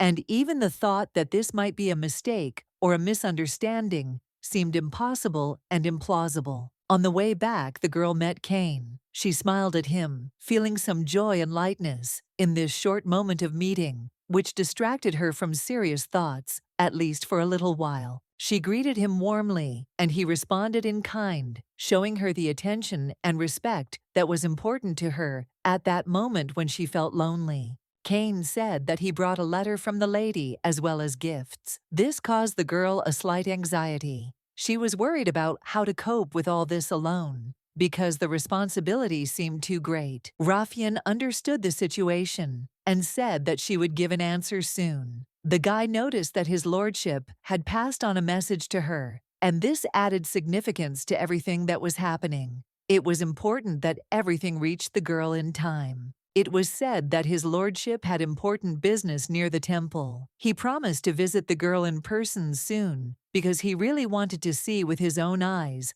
her successes and the changes she had achieved. The girl asked hopefully if her father would really come. Hearing confirmation, she was sincerely happy and felt warmth in her soul because she had been waiting for this meeting for a long time. She also asked Cain if there was any more news or information that could calm her down or give her an understanding of how things would develop further. Cain noted with regret that the person they were waiting for an answer from was still asleep. Because of this, it was not possible to obtain any information or confirmation, which caused concern. The girl was perplexed. 3 months had already passed, and he should have woken up, but this did not happen. She could not understand why everything was dragging on like this, and what was really happening. Although she understood everything, the girl could do nothing about it. Her feelings were contradictory. She accepted the situation, but deep down, she hoped for a miracle and a quick change. Cain didn't say anything directly, but it was clear that the relationship between the imperial family and the temple had deteriorated. It hung over everyone, causing them to worry and wait anxiously for changes. The priests stopped paying attention and care to him, gradually distancing themselves from his illness. Their hope for a cure was fading, and they no longer saw the point in wasting their energy on his treatment. Thus, gradually, the abandonment became complete. Noah suffered from a very rare and complex disease that almost no one knew how to treat. This condition was seriously threatening his life, and without proper intervention, he could soon die, leaving his loved ones in anxiety and despair. The treatment of such an illness required the intervention of the high priests, because only their power and knowledge could help Noah. Turning to them was the only chance, although hope remained weak because recovery seemed almost impossible. Without the holy energy that kept him alive, Noah could not survive. Raphael understood this very well and realized that every minute without this support was fatal for him. So she did not waste time and tried to help with all her might. Raphael warned Cain that he should return in 3 days to receive a response to the letter. She was sure that this time was necessary for the high priests to make a decision and determine the further course of treatment. Although the uncertainty tormented everyone, she also said that she intended to visit Noah in person this coming weekend. It was an important visit that was meant to support the patient and show that he was remembered and cared for, despite the difficult circumstances and dangers. Raphael asked Cain to prepare everything necessary for the trip in advance. Cain was surprised by this request because he understood that in the current situation, organizing a trip would be very difficult and that many things could go wrong. Now was not the best time for such a trip. Raphael was a pretender, and if she went to the master, it could cause serious problems and gossip. Everyone understood that any step had to be carefully thought out and cautious. But Raphael abruptly interrupted him, saying that nothing would happen because Noah was her fiancé. She made it clear that there would be no problems between them and that her intentions were serious. Raphael then asked him if he really thought she had no right to meet Noah. She sounded confident, as if she was defending her right to be with the one she loved. She explained that she would be very careful and asked Cain not to say a word to his father about the upcoming meeting. Raphael wanted to keep it a secret to avoid unnecessary problems. She really wanted Noah, her fiancé, to wait for her and for their bond to remain strong, no matter what. This desire gave her the strength to wait and hope they would definitely see each other again. Soon Raphael was sure of it, and every day she waited for the moment of meeting so that she could finally be next to Noah. Meanwhile, Noah was no longer sleeping. He was feeling much better after the treatment. He was gradually coming to his senses and regaining his strength. No matter how much holy power was poured into him, he had never felt such cheerfulness and energy as he did now. It filled him with hope and life. He really wanted to see Esther again, dreaming of a meeting and hoping for her to appear next to him soon. At that moment, Benjamin came to him, who was very surprised to see that Noah was not sleeping. He did not expect to see him awake. The guy greeted Noah warmly, and Benjamin asked when he woke up because he did not expect Noah to be on his feet by the time he arrived. The guy apologized for possibly scaring him and asked how long he had been sleeping. He wanted to understand how long this period of his sleep had lasted so that he could assess the situation better. This time the guy spent 3 months in sleep. It was the longest sleep in his life. Such a long rest was a surprise and a special event for him. Noah asked Benjamin if he had invited Esther to his place. It was important for him to know if he was in touch with the girl and how she was treated in the Duke's house. Benjamin replied that he had already informed the lady of his illness. But first, he decided to find out how the gentleman himself was feeling after such a long sleep and the state he had experienced. Noah admitted that he felt better than ever. With Esther by his side, he no longer needed any priests or outside help. Her presence gave him confidence and strength. Benjamin breathed a sigh of relief. He wanted to tell Noah who Esther was, but Noah already knew that the girl was the Duke's adopted daughter, which surprised him. Benjamin was stunned and did not understand how the boy could know about this. It turned out that Noah's dreams were prophetic and brought important knowledge. Noah wonders what he should do now. He needs Esther to survive, but he doubts that the Duke will allow her to be around him all the time, which creates a difficult situation. He simply asked Benjamin to arrange another meeting with Esther, wanting to see her again. It was important, so he insisted that she be invited again, no matter what. Benjamin doubted that the Duke would agree to this. He had a complex character, and such requests were rarely accepted lightly, especially when it came to the Duke's personal desires. In addition, Benjamin reported that he had received a message from Lady Raphael. She planned to visit the Duke this coming weekend, which could affect plans and moods. Raphael aroused only indifference in the Duke.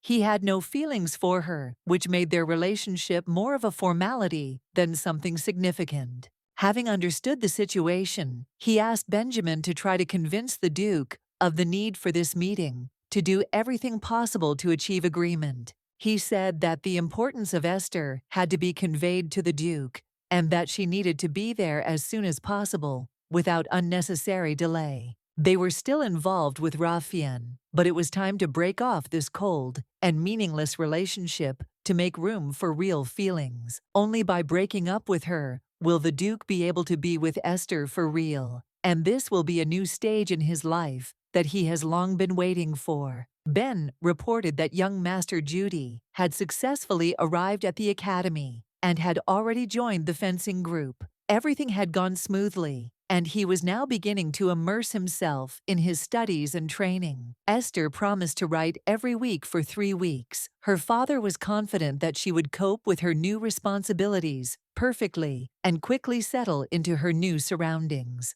In addition, Ben wanted to tell the master something else about the teacher who would be working with Esther. This information could be important for the Duke's further plans. The interview with the teacher went well, and Ben said that he would be contacted in a few days for a final decision. Everything was moving towards choosing the right mentor. The Duke hoped that the chosen teacher would please Esther and would be able to help her in her studies because much depended on this, both on her future and on the peace of the family. Suddenly, the Duke noticed Esther and became thoughtful. She seemed a little lonely at this hour, and he wondered what could have brought her here at such an hour. He wondered why she was alone and what she was doing at that moment, since Esther was usually surrounded by people or busy with things. This question did not give him any peace. From that day on, Esther's image constantly appeared in his thoughts.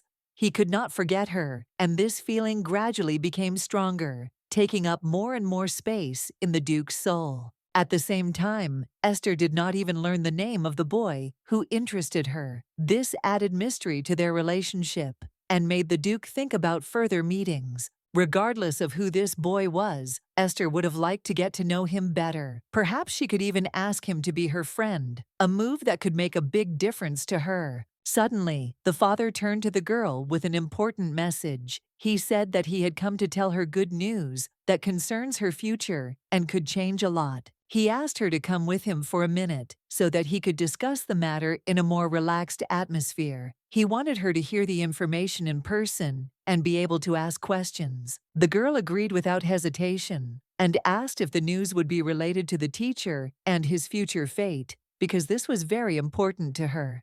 The father said that this teacher was the best student of the academy. Now he practices and teaches others. Although he is young and not very experienced, he has great talent. The girl is surprised every time because no one before had treated the teacher as caringly as her father does now, who does much more for him than anyone before. She is sincerely grateful for such support and promised to make every effort to live up to her father's expectations and not disappoint him with her persistence. The father said that this was wonderful, and he was very glad that she understood the importance of the situation and was ready for new challenges on her path. Denny didn't understand anything, but everyone was already waiting for Esther's teacher to arrive. There was excitement in the house, although no one really said it out loud. Everyone understood that something important was about to begin. Father seemed calm, but his anxiety was noticeable. He claimed that he was not nervous at all, but his eyes betrayed that inside everything was different. No one could understand why he was so worried. Danny wanted to do it with someone too, but his father reminded him that he himself had said that it was better to concentrate on solitude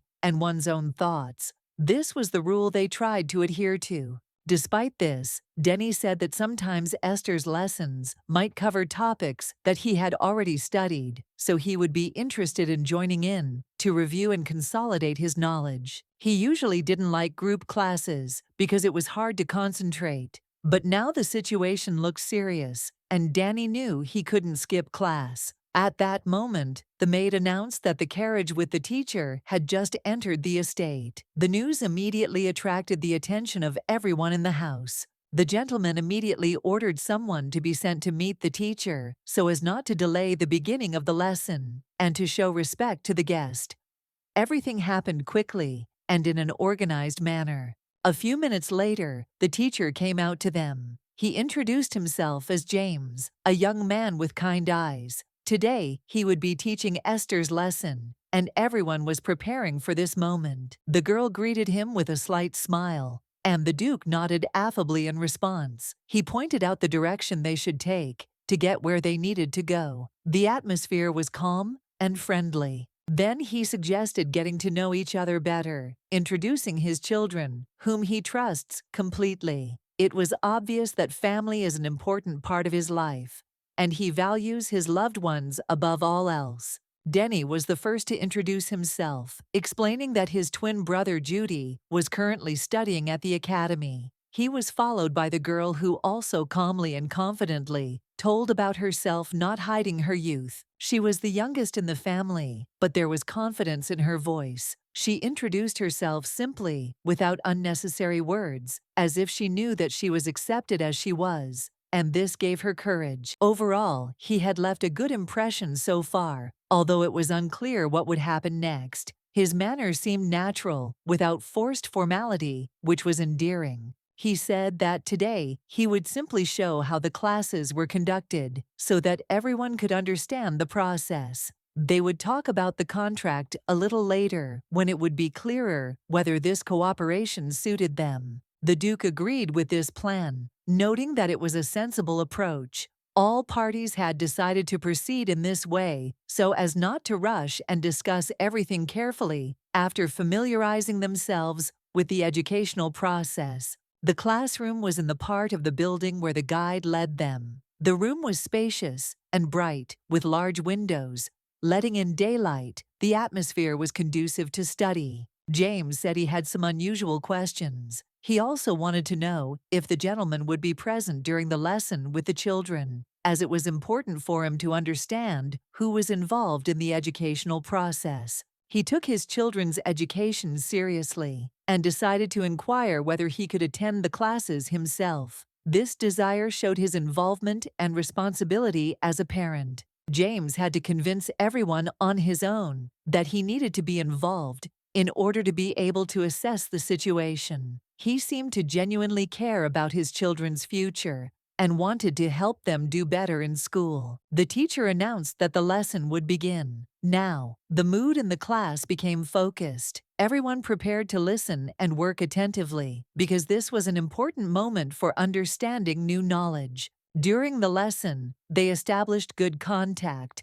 Denny tried to explain the material in a way that Esther could easily understand and absorb new information, which made the learning process more productive. Austen had heard the history of the empire and the myth of the goddess Esther many times in the temple. Despite this, she was interested in learning everything again, because the teacher skillfully presented the material and made the story lively and exciting. Gaining new knowledge was truly enjoyable and exciting. The lessons sparked interest in history and helped to see the connection between the past and the present, which inspired the students. The influence of Saint Sepsis was evident in the special relationship between the temple and the empire. The next lesson was devoted to the study of the four main families of the empire, which promised to be an important and educational stage in their education. At this point, the lesson was concluded. The students left the classroom with new knowledge and anticipation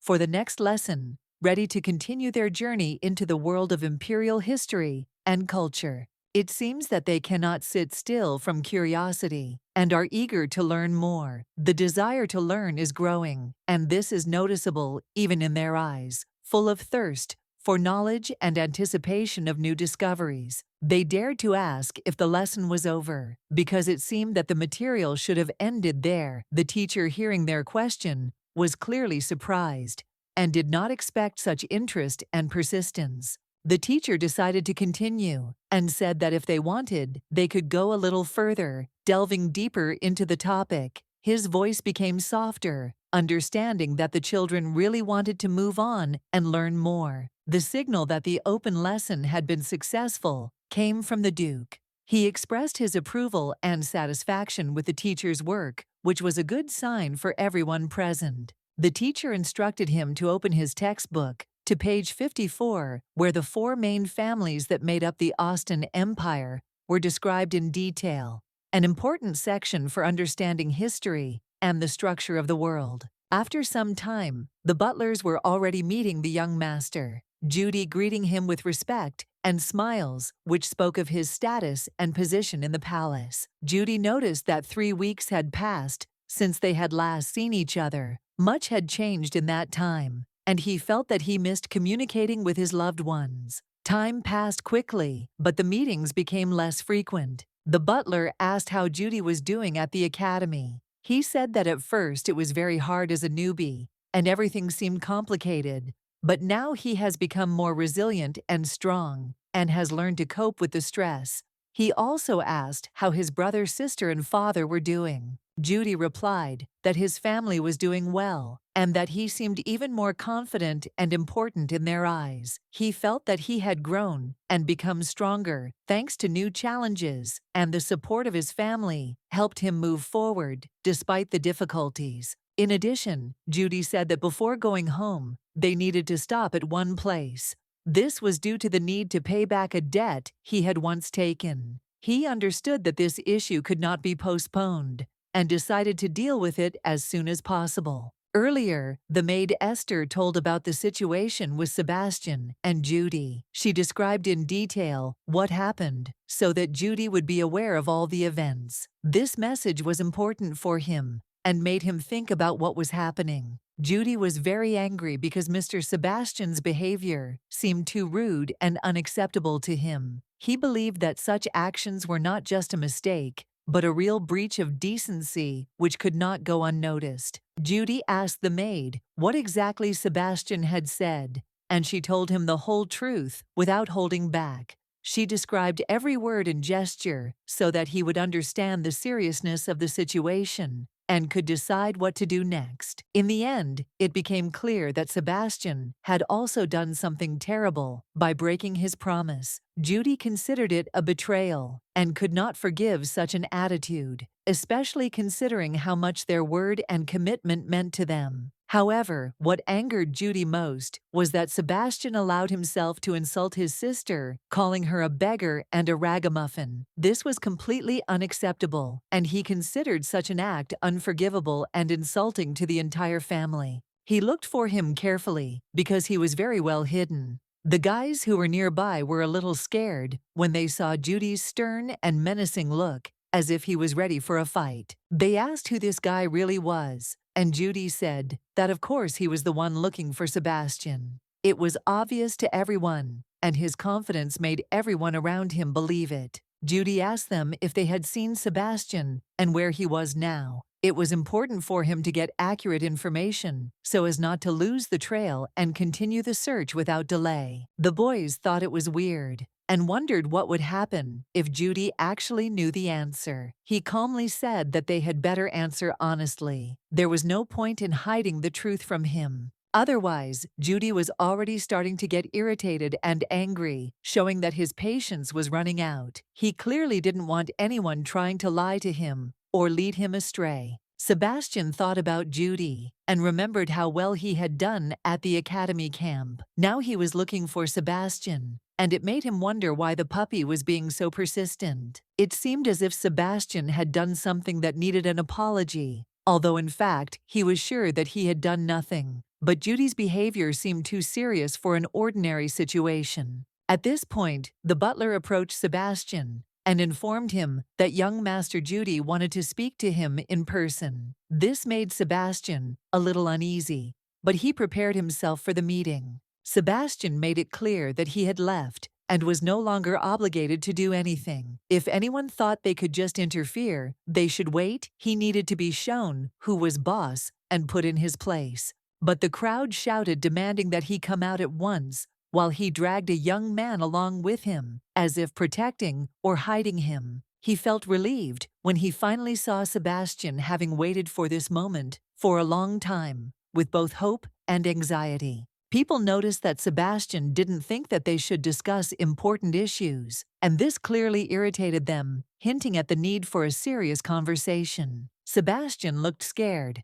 and insisted that he had no bad thoughts, while Judy reproached him for being impudent towards his sister. Sebastian's fear grew, and in response, Judy mercilessly hit everyone who stood nearby, showing that he would not tolerate disobedience. Judy told Sebastian to go home quietly and not hide in the corners of the mansion, because he knew too well where to find him. Despite all the difficulties, Judy was sure that Sebastian knew about the actions committed against his sister and would not be able to hide from it. Judy wondered if Sebastian was afraid of the consequences of his words and actions, condemning his insolence and provocations towards his sister.